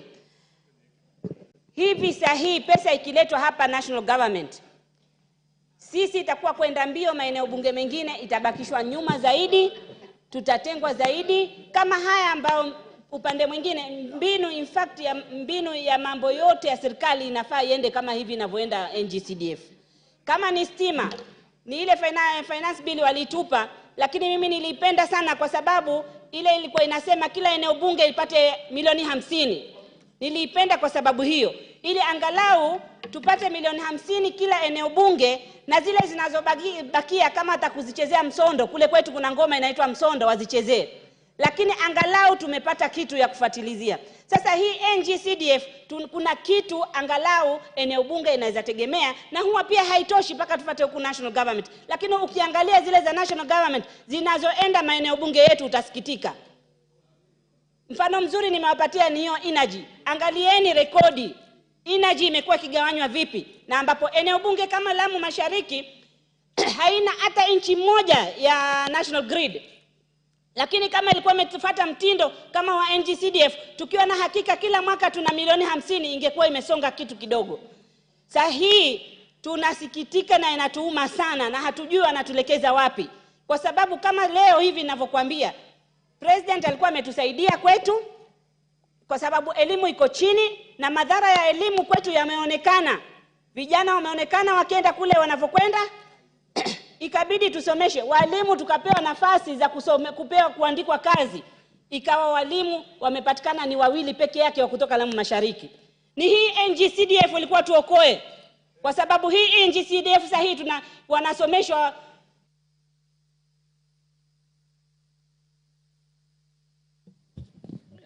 half a minute. Sasa hii walimu wako Islamic Teacher College, wako Shanzu, wako kila pahali, tunasomesha walimu 100 na hii NGCDF ndio isaidie. Hao wanaosoma watapeleka wapi? Ambapo leo hivi niko na pressure kubwa ndugu yake Nurdin, mkwe wake Nurdin ambao ni chairman wa board, amewafukuza huko kwa sababu ya kunipunish mimi, ili kwa nini sijakubali Ishakani na Dar es Salaam Point iende Ijara. Hivi ninavyokuambia imehappen, wanafunzi wamefukuzwa kwa sababu sisi hatujalipa hiyo pesa. Sasa NGCDF ikitolewa sisi tunaenda wapi?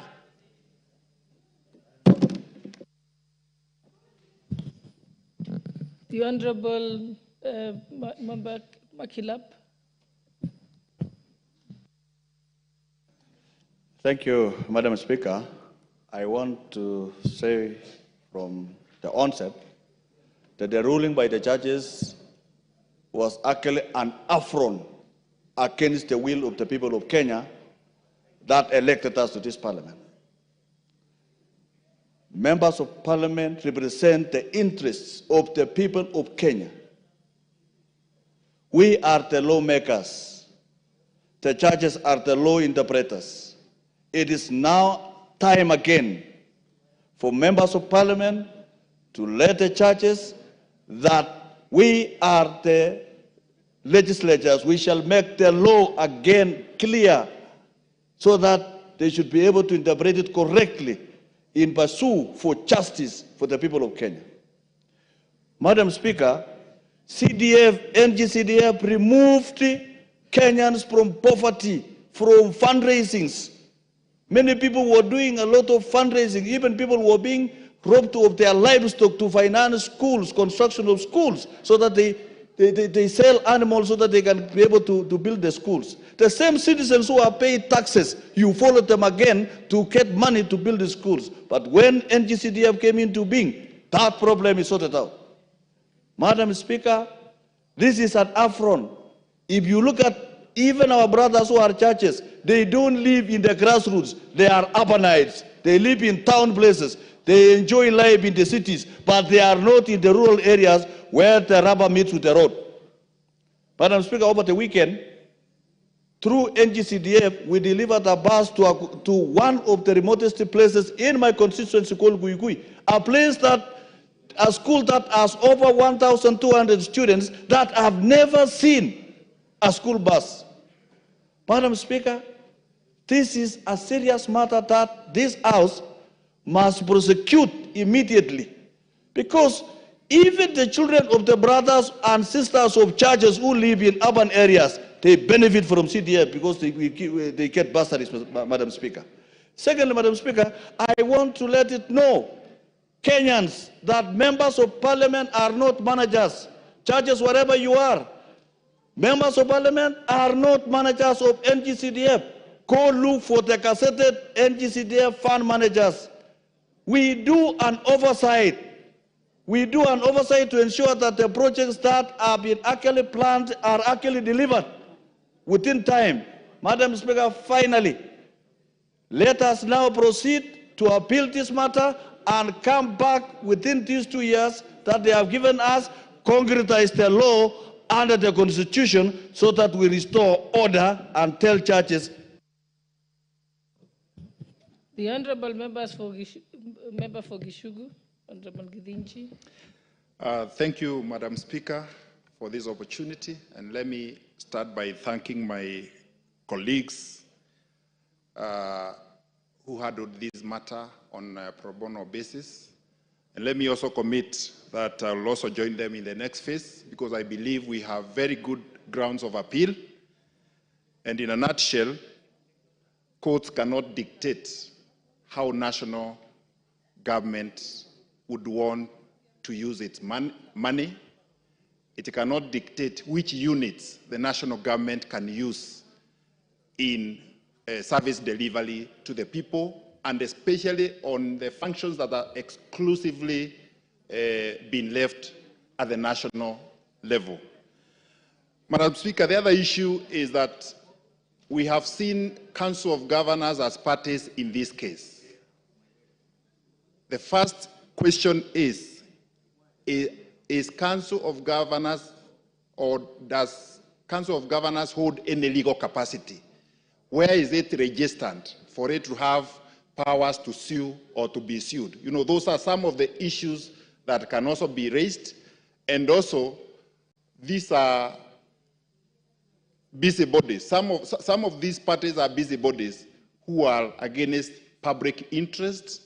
And, Madam Speaker, it is also the right time to utilize this opportunity. I remember Honorable Mule from Matungulu and I were the trailblazers in trying to entrench the CDF into the Constitution. And along the line, NANDCO came up, and we agreed that we bring everybody together so that we can be able to discuss. And now comes the second time, and a very good opportunity for us now, as members of parliament, with the overwhelming support that we had from everybody in this house, we'll be able now to be able to entrench it in the Constitution, as we also take the opportunity to appeal against the judgment. Thank you, Madam Speaker.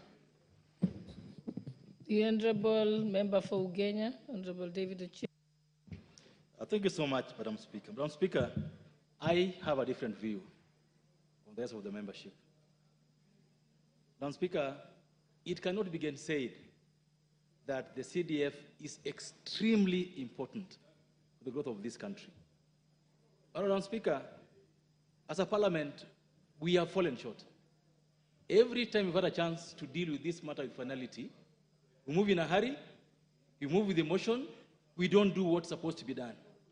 We've amended the CDF Act so many times without getting it right.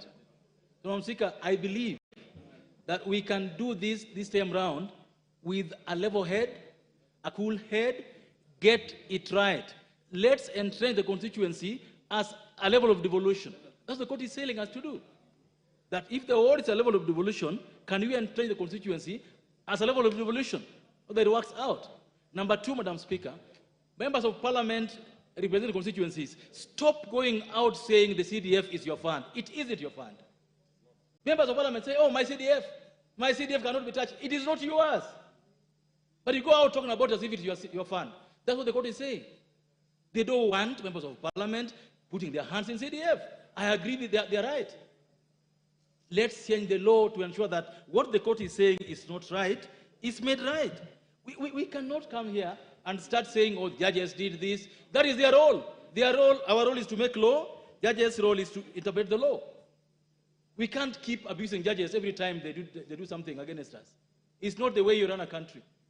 Madam Speaker, let's bid and ensure that the amendment that we're going to propose, like Honorable Kennedy said, clinically deal with NCDF.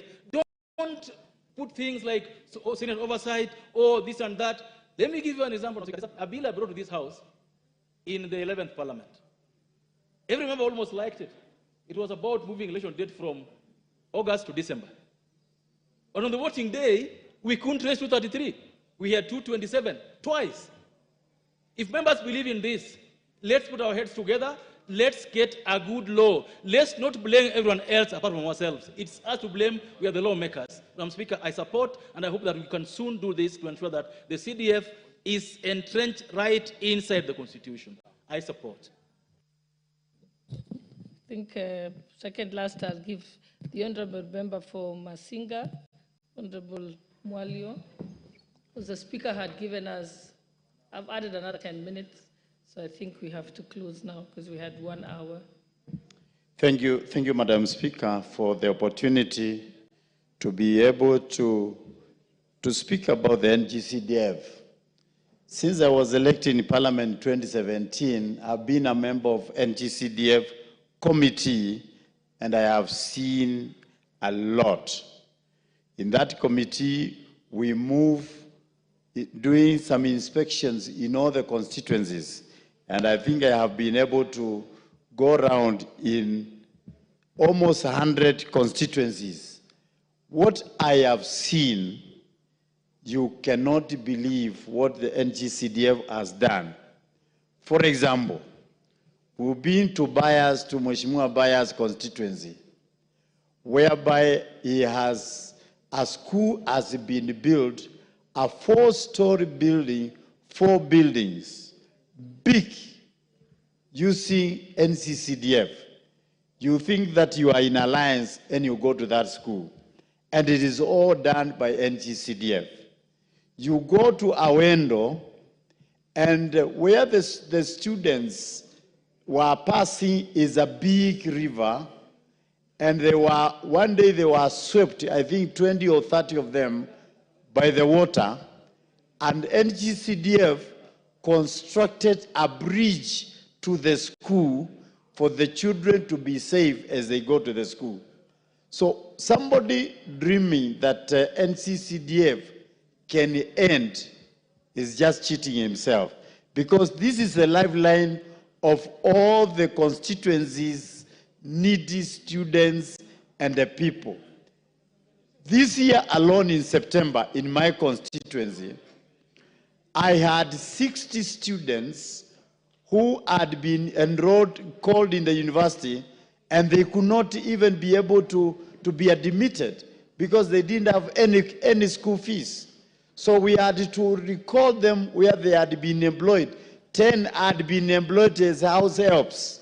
We had to call them and pick them from where they are employed to be able to pay for them the startup fees to enter the university.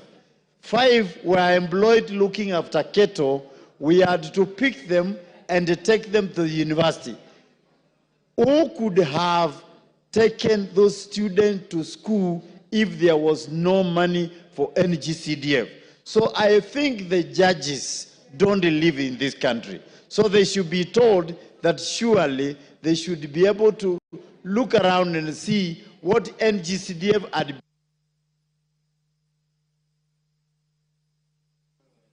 The Honorable Sirma, you're going to have the last bite on this. So, now. Honorable members. Thank you. I don't have that luxury to give one person more because of the time. It was 1 hour. The Speaker added 10 minutes. That time is lapsed.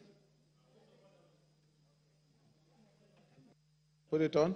All right. Mr. Speaker, thank you for the opportunity you have given me. Being the chair of the National Government Constituency Development Fund Committee of Parliament, I wish to thank the members who have contributed to this, and they have clearly shown that they mind about Kenyans, because Kenya is our country and we love it. I also want to thank the advocates of this House who gave pro bono service to this case. Mr. Speaker, I would say judges who dealt with this matter are failed Kenyans.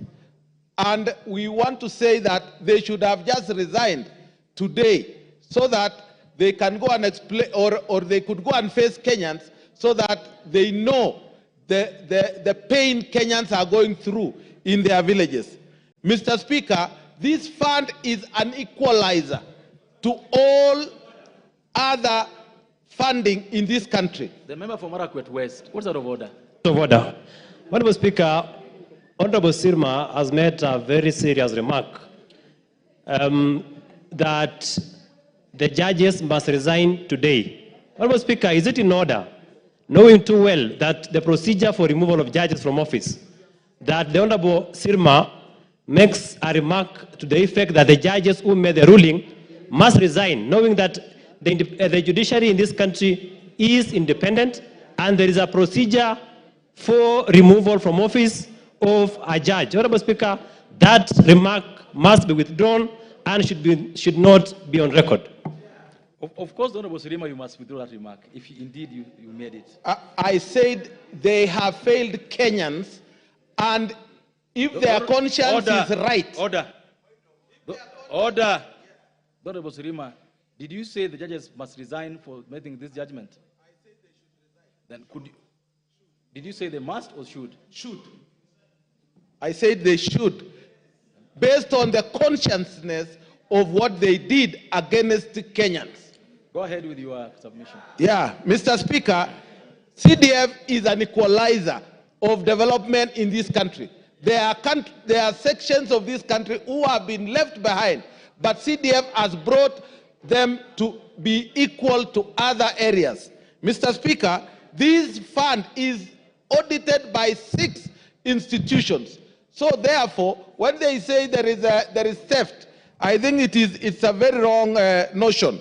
Mr. Speaker, the judges mentioned that the CDF fund account managers, their term in the constituency is based on the term of parliament of the member of parliament.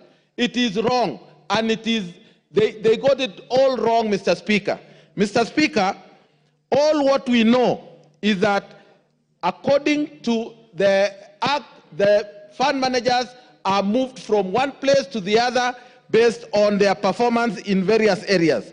Mr. Speaker, also the mistake they have done is to say that we are dividing revenue based on the national cake of the country. We are only taking money from the national government section of the amount of money which are allocated to the national government.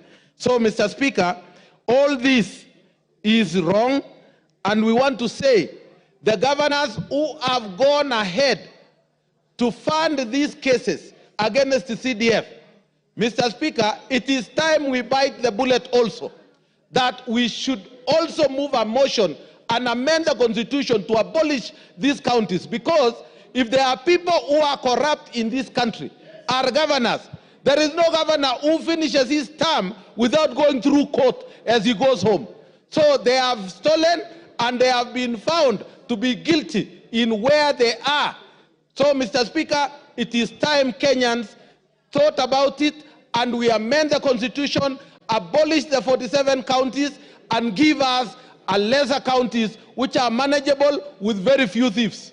Thank you, Mr. Speaker. Okay. Few thieves, no thieves. Next order. Order number 10, report on the consolidated fund services expenditures for the supplementary estimates 1 for the financial year 2024-2025. Mover to reply. Honorable Makali Mulu, you are to reply to this motion. Yeah, thank you very much, Honorable Speaker. Honorable Speaker, I want to start by thanking all the members who contributed to this important motion. The motion on expenditures on the CFS, Honorable Speaker. And Honorable Speaker, just to remind the members, because I know it's a long time since we debated this, in the supplementary budget 1, the CFS expenditures, Honorable Speaker, the only item which changed was the item on pensions, where we were requesting that we get additional 23 billion to take care of the arrears and also take care of some amount which had not been factored in for civil servants who have retired. So I want to appreciate the members, but it's worth also noting, Honorable Speaker, the CFS expenditures in totality have been increasing year in, year out. And what is happening, Honorable Speaker, that is really trying to restrict our fiscal space in terms of getting money to spend on other important activities in the country. So even as I reply to this motion, Honorable Speaker, it is important that all of us as Kenyans, and more so under the leadership of Treasury, it is important that we very closely monitor what is happening with our CFS expenditures. And the highest expenditure in this area is the public debt. So issues of public debt, Honorable Speaker, continue to be issues of concern, issues of national importance, and I think as a House, we should be also putting our voice into this matter so that we allow more fiscal space in terms of expenditure. With those many remarks, Honorable Speaker, I beg to reply and once more appreciate all the input from the honorable members. Thank you very much, Honorable Speaker. I do reply.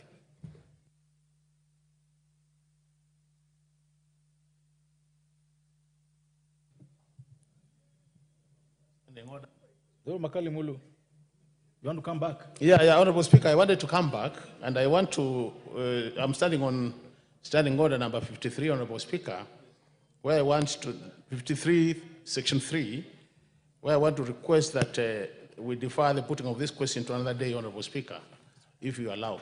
Thank you very much. Thank you so much, honorable members. The decision on this motion is deferred to the next time the matter is listed in the order paper. Next order. Order number 11, motion. Public petition on funds spent contrary to the provisions of Article 223 of the Constitution. Mover to reply. The Honorable Mbai.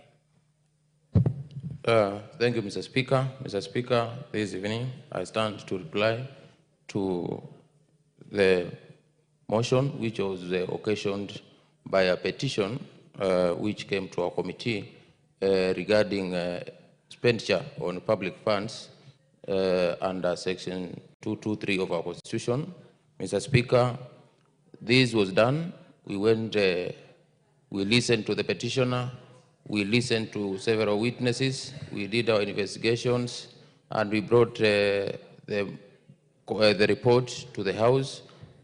Consequently, we moved a motion, and Mr. Speaker, allow me to appreciate all the members who contributed to the motion and also finally gave it a broader adoption for the report. Mr. Speaker, the country lost over 400 billion shillings from the report we tabled, and the House, Mr. Speaker, adopted the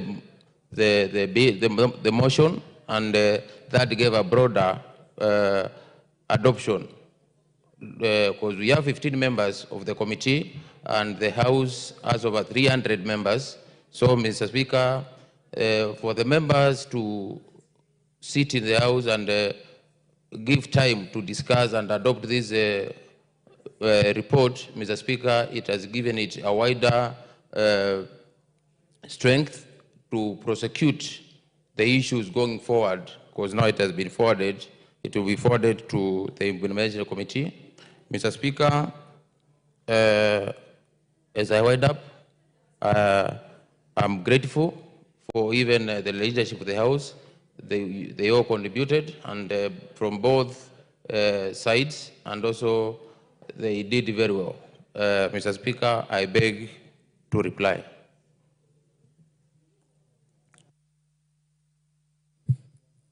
Is Honorable Mbai? Yeah. Thank you, Mr. Speaker. Mr. Speaker, following Standing Order number 53.3, I beg we defer putting the question to another date. Thank you so much, Honorable Mbai. Honorable members, just like the previous motion, the decision on this particular motion will be made the next time this particular matter is listed in the order paper. Next order. Order number 12, the Coffee Bill, Senate Bill number 10 of 2023, second reading, resumption of debate. Honorable members, debate on this bill had commenced, it had been moved, it had been seconded, and the Honorable Mogaka was on his feet. I know that he's in the House. This is the Coffee Bill, and this is a chance for those who want to do work for coffee to stand up. The Honorable Mary Massey. You want to speak to the Coffee Bill? Oh, I was queuing for a different one. Okay. Thank you, Honorable Speaker. Okay. Honorable Ngusia.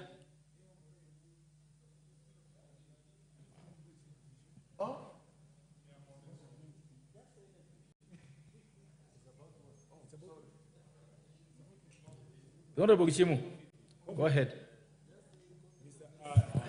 Mr. Speaker, thank you very much, Mr. Speaker, for giving me this opportunity to contribute to this coffee bill. Coffee bill is a very important, coffee is very important, a great item. Order. Honorable Mawadi, who gave you the chance to speak? This chance is for the member for Honorable Gishimu of Gishugu. Mr. Speaker, You didn't even request for a chance. I did. I've been waiting. Order. Honorable Gishimu. Thank you, Mr. Speaker, for confirming that this chance belonged to me. There is only one Honorable Gishimu member for Gishugu in this parliament, so I was wondering. But, Mr. Speaker, this is a very, very, very important legislation for the people of Gishugu and Kirinyaga at large. Honorable Speaker, I'm a coffee farmer myself, and I also represent very many coffee farmers in my constituency. It's one of the backbones and one of the main economic activities in my constituency. And that is why it is very, very important for me to contribute to this bill. Honorable Speaker, this bill, in part, but before I contribute, let me first of all say that this bill came before this House, or a bill similar to this came before this House in the 12th Parliament, and this House deliberated on this bill. We ably passed the bill with amendments, as having gone all the relevant stages of the lawmaking, and it was subsequently submitted to the Senate, where it died before the lapse of the last Parliament.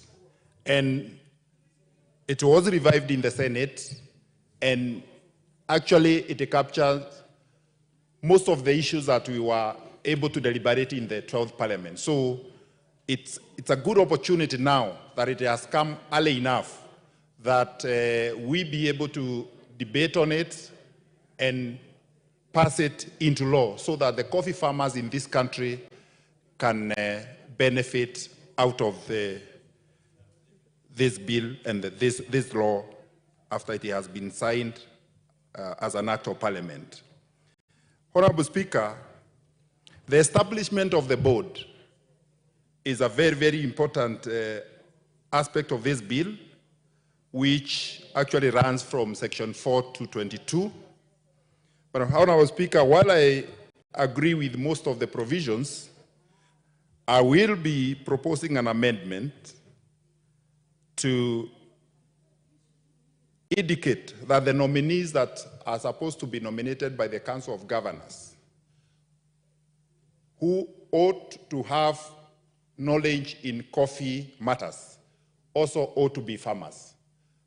Because it is not defined what is knowledge in coffee matters. I might have just read a book about coffee, and that can make me a person who has a knowledge in coffee matters. So for the farmers to have better representation from the unions, from the Council of Governors, I believe those two nominees by the Council of Governors, on top of having knowledge in coffee matters, also ought to be farmers. Another area that I will also be seeking an amendment is to exempt the farmers who are appointed by the largest union of farmers or organization of farmers to have 3 years experience in management. That will lock so many farmers who can be qualified, because farmers are supposed to be, their experience is in farming. It is not in management. So, Honorable Speaker, that is an area that I feel we need to exempt that class of people, or farmers, so that they are not locked out of the board. Honorable Speaker, I'm also delighted to see that part of the functions of the board is on market intelligence and market promotions for coffee in the international market. And going through the mygovernment.co.ke, I've also seen an article whereby Keproba and AFA have already signed an agreement for export promotion and market intelligence in coffee matters. And that is a reform in the right direction towards promoting and helping our farmers in this country to be able to command the already established market, and also to create or to come up with the new markets so that our farmers can be able to increase their earnings. Because one of the problems that we've been facing is that we have over-relied on the traditional markets in the coffee sector. It is the right time we empower those agencies in this country who spend and use taxpayers' money like Keproba. Keproba was born out of merging of the Kenya Export Promotion Council and Brad Kenya, so that it can be strong enough to be able to market Kenyan products abroad, promote Kenyan products. And I think this is the high time that this agency is well funded so that it can take Kenya to the next level. Actually, in this country, Honorable Speaker, we have signed so many agreements. Yeah, we have signed the Kenya-EU trade agreements, the Kenya-UK trade agreements, but who is following up on these agreements to make sure that we utilize the chances that we have through this agreement so that we can be able to export as much as possible, build our forex, earn more money for our farmers. So I think this creates an opportunity for us, and especially in matters coffee, to have a body. And much as the board is also mandated in promotion and marketing of coffee, I think, and I will be proposing an amendment, that the 2% that will be levied, that will be paid by the buyers, at least a slice of it ought to go to export promotion in Matters Coffee. And I think this will really, really help our farmers in solidifying the existing market and also the emerging ones. Honorable Speaker, I will also be proposing an amendment that we delete Section 8 or Clause 8Q, whereby it is proposing that the Cabinet Secretary can also assign other functions to the board. That will be leaving a very open check to the Cabinet Secretary. We should have exhaustive functions that have been given to the board, but we cannot leave the Cabinet Secretary to assign other functions. We cannot further delegate that function. It's only Parliament which has, the Cabinet Secretary can only make regulations, but cannot be left to give the board other functions. Honorable Speaker, there are many, many other areas that I will be looking at, and I'm also happy that the budget for cooperative society has been capped up to 10%, so that the cooperative society do not also exploit farmers. Because some of the cooperative society charge farmers up to even 25% of the proceeds to go to the expenses. This is a reform towards the right direction, and this is a bill worth supporting. There are many, many other amendments. Because it's a lengthy bill, I will not be able to cover each and every clause, but I will be proposing amendments that are pro-farmer, that will help farmers, and that will also help farmers to be able to earn more out of their sweat of coffee, which has been invaded by cartels for many years. It is the right time, and I'm happy also the Capital Markets Authority have also taken its place to sanitize that space of the coffee exchange. I support, Honorable Speaker. Thank you. Member for Embakasi South.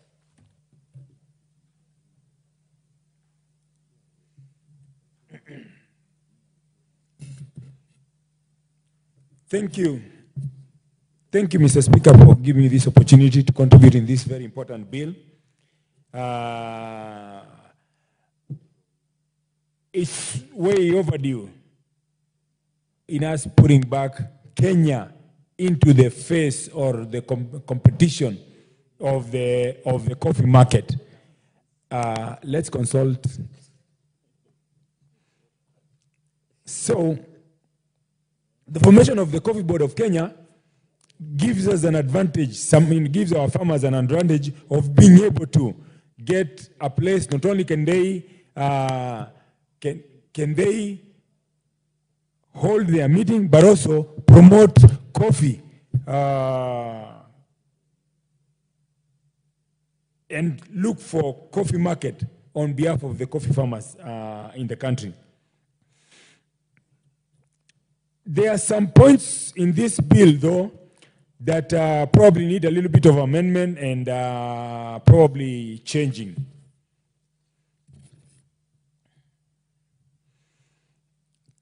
Because on part 3, item number 23 talks about role of county governments. And then A, it says, implement the national government policy relating to coffee. How can the county government implement the national government policy relating to coffee? That portion needs to be amended, as Mheshimiwa Geshomo has indicated a short while ago. Also,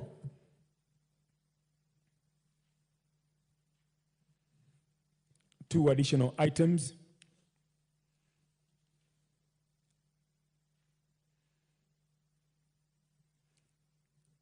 I believe the licensing of a coffee farmer is not a bad idea, but the filing of the returns on a monthly basis is too demanding. It is putting too much on the coffee farmers. Let's allow for some of these policies to be generated by the board. Let's not micromanage the board. Having said that, thank you very much, Mr. Speaker, for giving me an opportunity to contribute to this very important bill. Thank you and God bless you. Thank you. The Honorable Uyai of Saboti. Okay. The Honorable Oundo of Funyula. Honorable Speaker, thank you for this opportunity. Allow me, Honorable Speaker, to make my contribution from 3 points of view. The first point of view, Honorable Speaker, is that I'm a consumer of coffee. I like drinking coffee. Secondly, I'm a Kenyan, and for many, many years, coffee was considered the black gold of Kenya. Thirdly, Honorable Speaker, allow me also to make a contribution on the strength of my membership in the Committee of Trade, Industry and Cooperative, in which a big chunk of this bill is going to be domiciled, so to speak. And Honorable Speaker, let me also take this opportunity to state that recent studies have suggested part of Funyula constituency and part of Ugenya are suitable for coffee plantation, coffee growing. And probably even the coffee grown in those areas could be of much more value and of higher quality compared to the coffee grown in Kirinyaga, where my good friend comes from. Honorable Speaker, we must say it is long overdue to have a standalone bill or act of parliament to regulate the coffee sector. The coffee sector has been on a down spiral for many, many years. And it's indeed important that this bill comes through. And I'm also commend members from the so-called Mount Kenya region, the Murima, for having spearheaded this agenda since the 12th Parliament. And therefore, Honorable Speaker, I just want to make a few comments here and there in respect of the bill. First of all, Honorable Speaker, the bill essentially is an act of parliament to provide for the establishment of Coffee Board of Kenya and the Coffee Research Institute, but more importantly, to provide for the roles of the national and county government, the regulation, development, and promotion of the coffee industry, and for connected purposes. Honorable Speaker, the bill has provisions that are going to be cumbersome. There are provisions in this bill that are going to be onerous to the coffee farmer and any player in the coffee sector. Yes, it's good to regulate, but Honorable Speaker, any form of overregulation kills the spirit and intent of the business.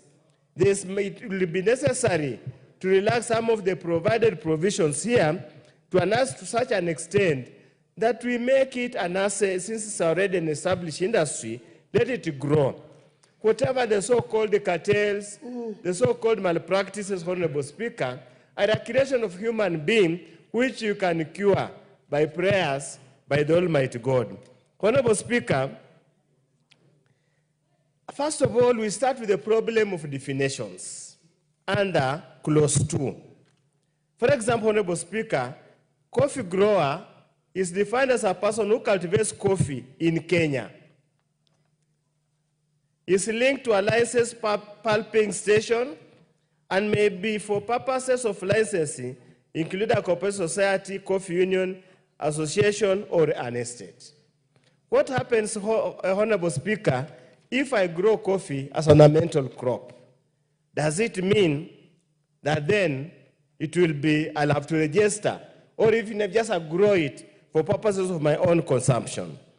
Honorable Speaker, I also have issues with Clause 8, and I thought whoever the co-sponsor has been here, Clause 8, and this concerns the composition of members of the board. In Clause 8B2, it says those are elected under Clause Section 7, 1E and F, which are the two people for smallholder coffee growers, and F, and the largest association of estate growers. They say that person is only required to have a certificate of secondary education. Honorable Speaker, yesterday, there was an article in the newspaper, I think Daily Nation, from Kipra, which bemoan that the poor productivity in the cultural sector is simply because the sector is dominated by persons of low academic qualification or educational levels. Honorable Speaker, we will not cure the malady, the malaise, the challenges in the coffee sector if we again entrench the stereotype that only people of low educational level who can participate in agriculture. We must open it up and probably enhance the level, because quite a number of MPs here are coffee growers and they are fairly educated, Honorable Speaker. Honorable Speaker, again, there are quite a number of, when you go to clause 15, which talks about the recruitment of the chief executive officer. I would have imagined that should be the collective responsibility of the board, so to speak, as a corporate body, instead of having that responsibility being undertaken by the boards of directors in their individual capacity or severally. Honorable Speaker, again, these are the areas that we need to move amendments. Honorable Speaker, in the absence, again, when you go to clause 21, in the absence of the chief executive officer, the documents of the company ought to be signed by the company secretary in the first instance. On the absence of the company secretary, probably then a person appointed by the board. Honorable Speaker, when you look at the roles of the county governments, again, we are now in the constitutional moment, as was stated in the CDF Act, requiring the member in the county government to collaborate with law enforcement agencies to enhance security in the coffee growing area. It cannot work because a CEC, an extension officer or employed by the county government, cannot direct members of the National Police Service to undertake any service. Honorable Speaker, recently we passed here the county government uniform licensing bill that has to go back to Senate for mediation. It has got very elaborate procedures on licensing various businesses and various activities at the county level, and that's cuts across the entire country. Honorable Speaker, I would imagine any form of licensing should therefore follow the procedures set down in the bill to avoid duplication and to avoid granting, in some instances like clause 25, discretion to a county executive member to issue a license or to deny a license. Honorable Speaker, clause 30 provides that the board may license a laboratory. I am of the view, considered view, Honorable Speaker, that the board has no capacity to license a laboratory. The body authorized to license or accredit a laboratory is Kenya National Accreditation Services, KENAS. So obviously that amendment has to be done. Honorable Speaker, if you go through the various clauses of the bill, provides that the grower, the seller, the what, will be submitting returns every month. Honorable Speaker, this is cumbersome and necessarily too expensive.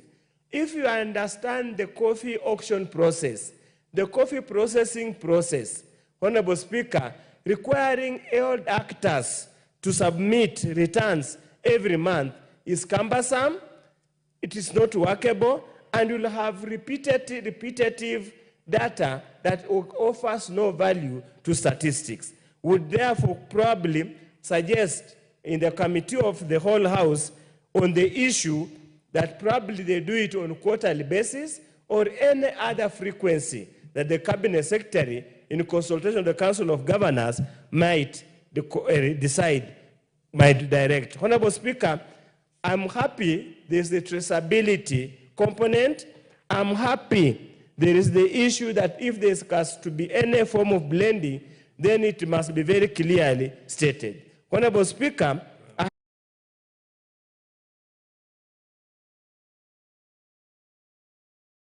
the coffee of Kenya. So any form of blending that devalues or dilutes the taste of coffee must be stopped completely. Honorable Speaker, let me thank whoever is involved. we will make amendments to make it far much better so that we have a better bill with us. With those few remarks, Honorable Speaker, I support the bill. The Honorable Member of Parliament for Nandi, the woman rep for Nandi.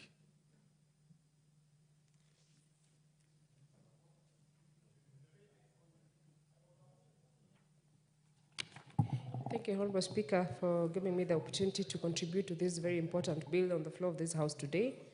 Honorable Speaker, I must state that Nandi County is a coffee growing area from a long time. And Honorable Speaker, if you ever happen to visit my house, there is one coffee tree that is used as a flower but produces very good quality of coffee when harvesting time comes, Honorable Speaker. Honorable Speaker, it is something that had ceased existing in some parts of Nandi that used to do very well in coffee because of the issues of the unpredictable prices and the lack of structures in the cooperatives and the selling of the coffee previously, Honorable Speaker. But Honorable Speaker, especially being the woman rep for Nandi, Honorable Speaker, and being keen on development and being keen on empowerment of women, we have a vibrant program called Mama na Kahawa. And Honorable Speaker, we distribute coffee seedlings. And in the first phase, Honorable Speaker, we distributed 100,000 coffee seedlings to women in Nandi County to be able to plant the coffee seedlings in small scale. Honorable Speaker, we are very ambitious this year and we are already propagating coffee, 0.5 million seedlings to be distributed for the planting season of May, Honorable Speaker. And Honorable Speaker, that brings me to the point that this particular bill has come at a very good time, Honorable Speaker, and it is a very important bill, Honorable Speaker, regarding for the farmers of coffee. Honorable Speaker, coffee has been called the gold in this, the black gold, Honorable Speaker. And it is given that name, Honorable Speaker, because if you look at the earnings of coffee, Honorable Speaker, you cannot compare it with earnings from other crops, Honorable Speaker. They are fairly okay, but the coffee one, Honorable Speaker, is very good. Honorable Speaker, this bill has come at the right time so that we can be able to sort out the teething problems that we have in the coffee sector. So that, Honorable Speaker, we can be able to then ensure that the farmers of coffee in this country, Honorable Speaker, are able to earn as much money as the coffee fetches outside there, Honorable Speaker. This bill, Honorable Speaker, with the provisions that has, of course, with a few amendments, Honorable Speaker, is able to help us go ahead and strike a balance between the price of the cherry that the farmer gives to the cooperative, Honorable Speaker, during collection, and the cost of the coffee in the cup, Honorable Speaker. Honorable Speaker, it's surprising that a single spoon of coffee, Honorable Speaker, is costing us more than 400 shillings in the cafes, Honorable Speaker. But the farmer who actually tills the land, who procures the seedling, who actually tends to the crop, who actually goes ahead and pick the cherry, and of course, Honorable Speaker, is sure to take care of the cherry, Honorable Speaker, all the way to processing, is earning 1% of what one spoon, Honorable Speaker, of coffee is costing. And Honorable Speaker, looking at this bill and the provisions that herein, it is clear, Honorable Speaker, that we are going to bridge the gap between the coffee, the cherry, and the coffee in our cups, Honorable Speaker. Honorable Speaker, I'm very happy about the direct settlement schemes that is actually properly anchored in this particular bill, Honorable Speaker. Honorable Speaker, we've had a problem with our farmers waiting for so long for their money after the coffee has been sold. And I'm happy, Honorable Speaker, that with this bill, we are going to ensure that a farmer is paid immediately the coffee is sold, Honorable Speaker. And Honorable Speaker, this is a move that will get our farmers out of the circles of debts and loans, Honorable Speaker, that you are always asking for loans to pay farmers, and when the money comes, you are actually paying loans, and the farmers wait longer. And I'm pleased with that, Honorable Speaker. Honorable Speaker, for a very long time, we've been witnessing issues of theft of coffee either on the road or in the storage, Honorable Speaker. And I am happy that this particular bill gives us a police unit that is able to guard this coffee, whether in the store or the warehouse or when it is on transit to where they are going to be sold, Honorable Speaker. And Honorable Speaker, this will help us to cut the organized crime, I would say, because when you follow the trail of the stolen coffee, it ends up somewhere, and that somewhere, Honorable Speaker, happens to be someone who deals with coffee anyway in the end. So I am very pleased with that. Lastly, Honorable Speaker, I am happy about the introduction of a common structure. The common structure, Honorable Speaker, will help us manage the coffee sector properly and make sure that we are able to run it smoothly. Honorable Speaker, you are aware that the cooperatives in this country that deal with coffee, even the one in my village, as small as the structures are, as small as the institution is, keep and handle a lot of money. But you find that this particular cooperative does not even have an accountant, a proper accountant. There's a volunteer who just volunteers to do the math using a book that they have just drawn some lines in between it. And they also don't have auditors. Auditors that should be able to audit these accounts and be able to protect and take care of the farmers when the money hits the accounts of these cooperatives. And Honorable Speaker, we need that. I am happy about that particular part. And the proper records of farmers, especially for my county. We do not have a comprehensive record of the number of cooperatives that are handling coffee, and we have coffee being sold through those cooperatives. Honorable Speaker, that tells you we are also losing a lot of revenue because of that lack of data in that particular sector. I am also happy about the quality of coffee standardization, Honorable Speaker, not really standardization, but enhancing, because we have provisions here, Honorable Speaker, that will see to it that at least some studies and the mixing of the coffee, Honorable Speaker, will be looked into so that we have very high quality coffee coming from our farms and our people are able to get value for their farming. So, Honorable Speaker, I support this particular bill, albeit the amendments that we need to make, Honorable Speaker, because I noted with concern that this coffee industry is an industry that evolves every other time. It's an industry that actually needs a lot of expertise. It's an industry that needs people who run it, who understand what happens, and actually are professionals. Honorable Speaker, I support, or rather I will also be supporting the amendment on the qualifications, Honorable Speaker, because if we want to reap very good and very well from this sector, we must also equally invest in it. Investing in it with our professionals, ensuring that the people that we send there or the people that we second there in those boards, Honorable Speaker, are able to handle the issues of the coffee farmers, they are able to handle the emerging issues in the coffee sector so that our people can fetch the best prices and they can be able to do better coffee farming going to the future. So, Honorable Speaker, I support this particular bill with those amendments that will be coming through. I thank you, Honorable Speaker. MP for Saboti, Luai.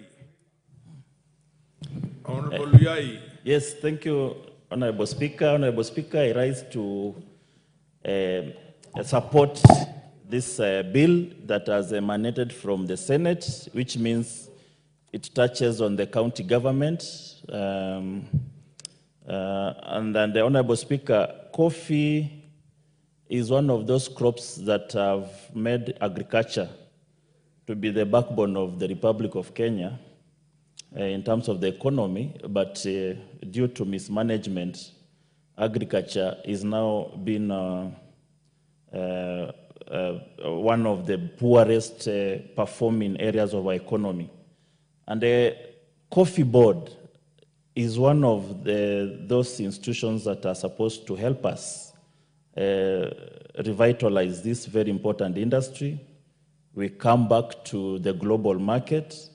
Honorable Speaker, from the functions that have been outlined in this bill, the board will now regulate and promote the development of this coffee industry. There exist several of these institutions in this country. In fact, the other time we did amalgamation of all these boards into what we now call the Agricultural Food Authority. And now we are even thinking going back to their respective. We amalgamated coffee, we amalgamated the sugar, tea, pyrethrum, cashew nuts, and what have you, into one body called AFA. But you can see their independent boards are also seeking their autonomy, so that they are regulated differently. We cannot amalgamate crops that makes agriculture the backbone of our economy into one body that is susceptible to cartels, that is susceptible to mismanagement, and eventually losing out on agriculture. Honorable Speaker, I come from a highly agricultural area of Trans Nzoia. And The farmers are becoming disillusioned every other day. We have a farmer friend who used to grow maize in his large tract of land. Later on, the maize was not performing well because of the cartelism. He tried to put sugarcane. Of course, there is also cartels in the sugar. He uprooted. He started growing tea. He went to Napier grass, surprisingly. So he has been shifting from one crop to another. Of course, trying to make a kill out of farming, unsuccessfully. He tries also coffee, you find there are also cartels there. So there is cartelism in our agriculture across all the crops. And when I see such bills that try to regularize, I see an iota of hope that Kenyans are now waking up to the reality that we cannot compete globally. Kenya is no longer a global destination for some of these crops, and we've been overtaken by other countries. Why? Basically because they've been able to regularize their industry. We have well-registered farmers, database, proper linkages, well-coordinated boards, proper surveillance to the laws and relevant policies. This one basically gives the market out there a lot of confidence in the country. And of course, the market is looking for a better regulated industry. When we look at what is happening across the borders, we see other countries are performing better in areas that we were number one. And we have been overtaken. People have found farming and we are still into subsistency. So, Honorable Speaker, it is a high time that we need to refocus. Agriculture is still the backbone of the Republic.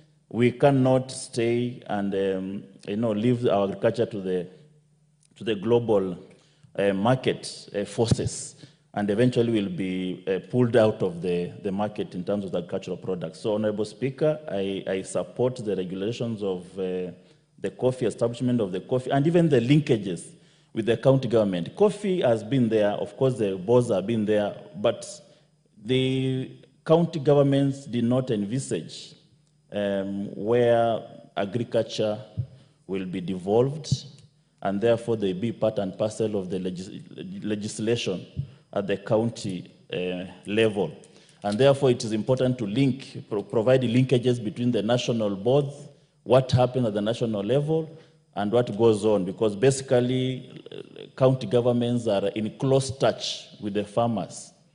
We see knee-jerk reactions to issues that affect farmers, but when we have a regularized board that is properly linked to the local structures of the county government, Honorable Speaker, will be putting some hope to the farmers. And these crops, especially sugar, where I come from, sugar has just become a political fodder. Every time you are either going home, you are getting elected by talking about sugar, Mumia's sugar, or you'll be going home because you've not talked about it. So it's just become a political fodder, nothing much.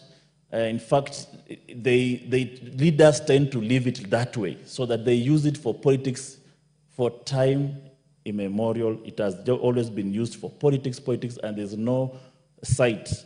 There's no solution in sight. So, Honorable Speaker, I beg to support and even encourage our colleagues to improve in other crops, not just coffee. We have tea. Farmers who are suffering across the country, Kenya Tea Board. We have pyrethrum. People don't know that pyrethrum is a very major crop in this country. We have cashew nuts at the coast. We have sisal. We have maize that is almost now leaving us. We are now a net importer of maize when we are supposed to be an exporter. Brazil has done so well in these crops. Is there also a way that we can learn from these the South American countries that have done so well? Brazil, Chile, Argentina, they are doing so well in these areas of maize, coffee, and all that. These are some of the crops that were during the slavery period when the Americans were selling coffee and sugar to the Britons, and the Britons, on the other hand, were giving them the slaves. So this is one of the oldest crops. They were actually one of those crops that were being used in the transatlantic slave trade. The trans means triangular. So when the Britons were giving the slaves, the Americans were giving the coffee and the sugar, and us Africans were giving them the slaves. As bad as it looks, but that's how it used to be. And this is an important crop that has been there since time immemorial. I beg to support. Honorable Speaker, thank you. The Honorable Kaguchia John. Thank you. Thank you very much, Honorable Speaker. I appreciate this opportunity. Honorable Speaker, the issue of coffee is such an important issue to the Republic of Kenya, as we all are aware that coffee is one of the major foreign earner in this country. It helps us a lot to ensure that we have a balance of trade in Kenya and to ensure that we stabilize the dollar rate in our country, ensure that we can be able to have an exchange rate that is stable, especially because we are earning foreign exchange. Honorable Speaker, one of the greatest problems that we have had, and which I appreciate that there is now Bill 6 to cure, is that in this country, when you're a farmer and you farm your coffee, the person who takes that coffee from your factory, in a way, disappears with that coffee in such a way that you cannot question them, in a way that you cannot discuss with them. The moment they leave the gate of your factory, at that point in time, you are separated 100% and fully from your own coffee that you have farmed, from your own sweat. And your hopes are now kept on a stranger, a person whom you have no understanding about, a person that you don't know.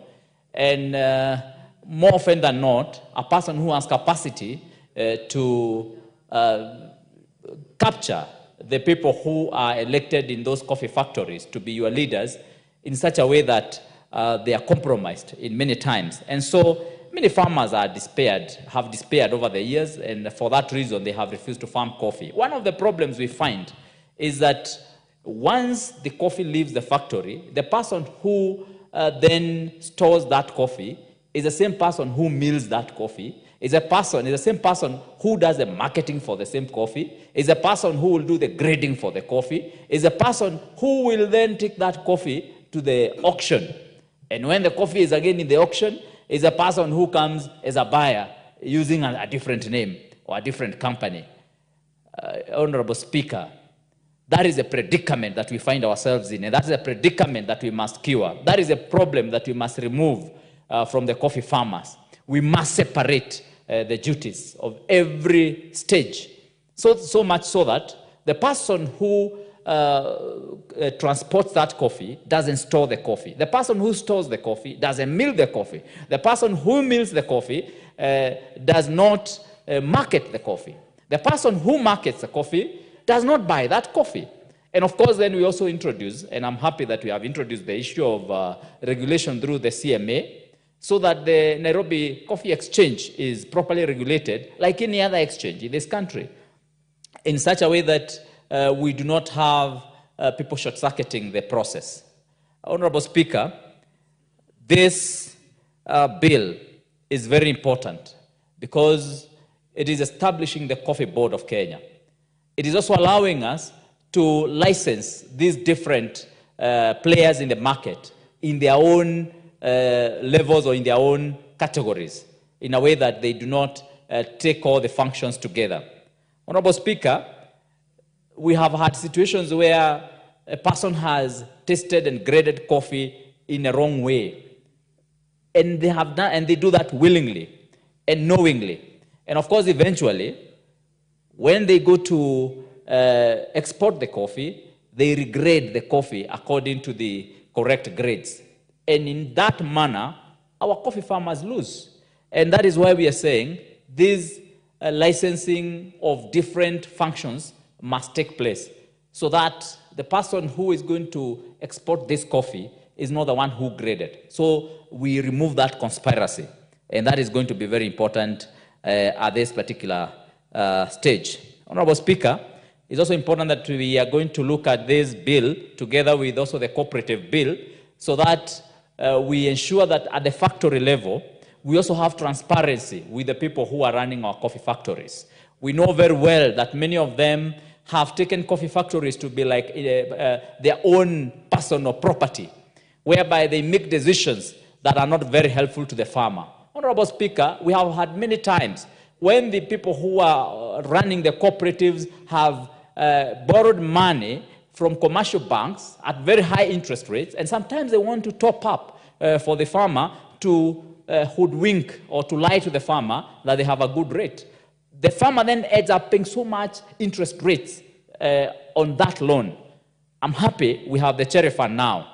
We must ban all the coffee cooperatives from borrowing money, either commercially or non-commercially. That must be banned because every coffee cooperative can operate without loans, indeed. Because why do you need a loan? I mean, coffee is delivered to your factory and you're able to take care of the overheads using the proceeds from the same coffee. Why do you need to take a commercial loan, which ends up bringing huge losses to our farmers? Instead of these loans, these coffee factories have big tracts of land. Let every coffee factory make use of that land. Let them plant model farms. Let them plant their own coffee bushes to be model farms. Let them harvest from those model farms.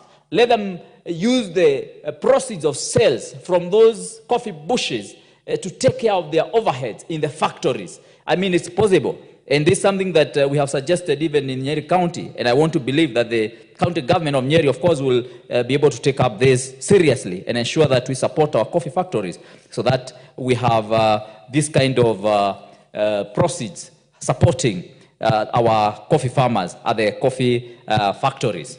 Honorable Speaker, we must also in this law ensure that we have support for the farmers through ensuring that we have farm inputs. We have modernization of our coffee factories, machineries that they are using.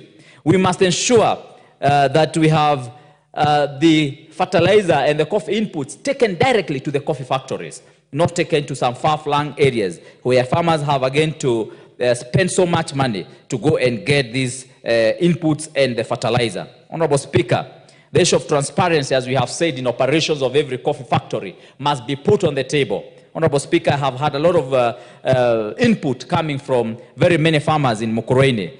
For example, had Nixon Gumu, who has written me very long messages about what he thinks need to be in this law. Honorable Speaker, I believe that these are things that we are able to manage at this particular point so that we have a law that is going to allow transparency in our coffee factories. Honorable Speaker, we must ensure that any coffee cooperative society that has its leadership that is exposed to corruption or that misuses and abuses farmers' money must also be subjected to the anti-corruption bodies, the DCI, and all the bodies that deal with the issue of integrity in this country, Honorable Speaker, so that we can ensure that our farmers are able to reap from their own sweat and that farmers are able to benefit from the coffee that they are selling. Honorable Speaker, it is possible to ensure that the coffee that we are farming is earning our farmers sufficient money to ensure that they are self-employed, especially in a country where the issue of employment has become a big problem and it's something that many people are not able to get. We must ensure that this coffee farming is put in a fashionable manner so that even our young people can be able to embrace coffee farming. We know very well that if we farm coffee in the right way, in a way that is well organized and well planned, we believe that 1 acre of land of coffee can be able to give us so much resources, especially for a young person who seeks employment. And they may not need to go out of their villages or even out of their own areas because they're going to get sufficient resources from this coffee. Honorable Speaker, I am a person who believes in coffee farming. I believe that is able to give us so much resources. And I believe that if we support our farmers in the right manner, then of course we are going to get resources sufficient to sustain many families and ensure that we have improved the quality of life for our farmers. Thank you, Honorable Speaker, for the time given. MP for Obuye, Wanyama. Thank you, Honorable Speaker. This coffee bill gives hope to the coffee farmers who have been suffering in the hands of cartels. Where I come from in Bungoma County, and I can remember those old days, it is one of the counties that even gave some money to the colonial government because of the coffee society that was doing very well. And until when the cartels entered into this coffee sellout, that is where now we all got it wrong. This bill, therefore, comes to give hope to very many farmers who had given up in life because the cartels have always taken the sweat of farmers instead of farmers reaping from their sweat. And therefore, I stand to support this bill because Kenya had got it wrong when we didn't have any means to protect our farmers from these grabblers, people who organize even crimes to steal coffee from the societies, and it ends up in the hands of people who do not have even a stem of coffee. Therefore, this bill gives a lot of hope to very many farmers, and it will actually activate the economy in terms of foreign exchange, because this is a crop that earns through foreign exchange, and it will better the economy of this country. Therefore, we want to encourage farmers that with the passage of this bill, all is well, and we want to encourage farmers to come up and actually take care of their stems, because things are now going to work out, and all the cartels will be brought to book, and therefore give farmers the value for their money. I support, Honorable Speaker. The Honorable Member of Parliament for Kigumo. Thank you, Honorable Speaker. I rise to support the bill, and I think I come from a constituency where all my wards, we have coffee farmers. And the unfortunate bit about coffee is that the farmer has become a slave because of the long chain of middlemen who've encroached on the coffee crop. And I think this bill is trying to remove that nuisance so that the farmer ultimately is the biggest beneficiary of coffee. One of the challenges we've had is where we've had people who act as brokers, as marketers, as buyers, as sellers, and they are the same person, setting the price, grading the coffee, and that means that you can't be able as a farmer to know what grade your coffee should be. Ideally, this should be separated, and I think this is coming to do that, so that the licensing of brokers, the licensing of buyers is done separately, so that CMA, the board, and also county governments are able to play their role in terms of licensing. We are also happy because this bill is bringing the issue of the direct sale, and what we've had previously is where the farmer only can, the coffee is only sold through an auction. And direct selling means that you can go and look for a buyer. If you get a buyer with better prices, then you're able to sell your coffee at the price that you think would be beneficial to your farmer or to your crop. Also, the issue of having a fixed percentage of fees in terms of the 2% that the bill seeks to introduce, so that every farmer knows how much money they'll get. And we are happy that this bill proposes that the coffee can only change hands once the farmer has the money in their account. Because in the current circumstances, the farmers give the coffee, it's collected at the factory, and once they deliver, that is it. They'll have to wait for millennia so that they can do whether their coffee was a good grade, how much it was sold at, and it changes hands without the farmer's input. This bill is trying to cure that nuisance, and we are in support of that. Previously, the money that the farmer gets is determined by how much money the societies have been able to remove or deduct. because there's been no law where society is supposed to give a farmer a specific amount of money. So the farmer all the time receives what remains after all the costs, including those unplanned loans that societies take. And I think, Mr. Speaker, this is something that is very, very important, because you cannot have authority or societies which are unregulated who decide how much they charge the farmer, who go and get loans without the farmer's contribution. They go and pay interest rates that are not agreed with the farmer, and then the balance or lack thereof is what the farmer is supposed to get. I think this is something that should be looked at. Lastly, the issue of having a coffee research institute so that farmers and Kenyans can be encouraged, including young Kenyans. They plant coffee because it's a plant that they know will have a return. And the foreign exchange that we learn through the coffee sale will help this government. But importantly, is having better breed or better crop of the coffee tree so that each person can plant the coffee tree that is suitable for their region, and they can be able to get better input for their coffee. I also think that this will encourage more people to plant coffee, because with the Research Institute, we are sure that the coffee output per crop will increase from the current 2 kgs to about 5 kgs, and that's possible. And then the more return the farmer gets, I think will be encouraging to other farmers. So, Mr. Speaker, I rise and I support the bill so that our Kenyan coffee farmer can get what their rightful due should be from their farming. I thank you.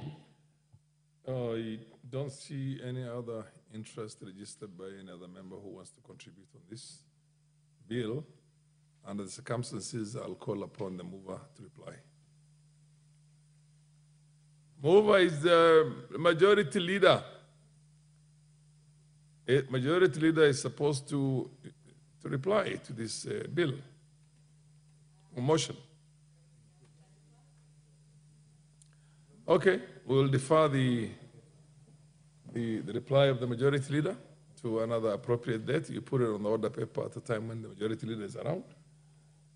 Next order is proceed.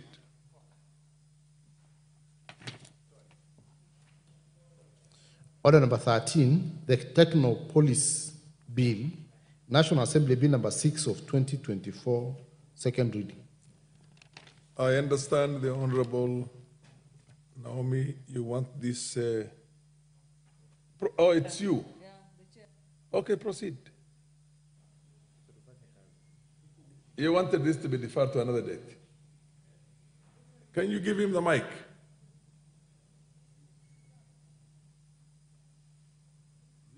Give the mic to the Honorable KJ, MP for the Dagoretti South.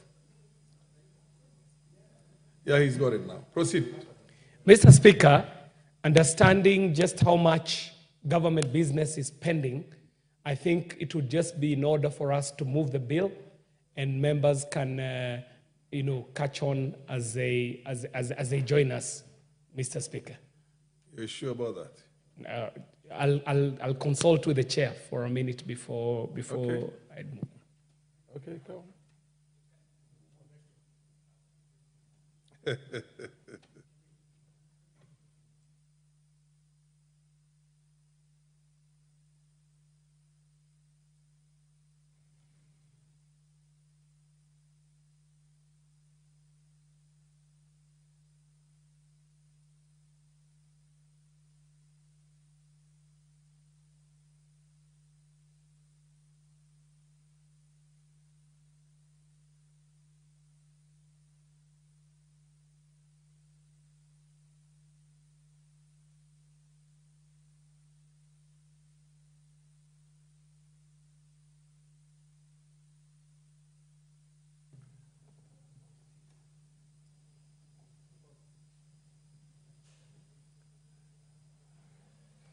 Honorable MP for the Dagoretti South, the chair. Honorable Speaker, this is a bill that would have been moved by the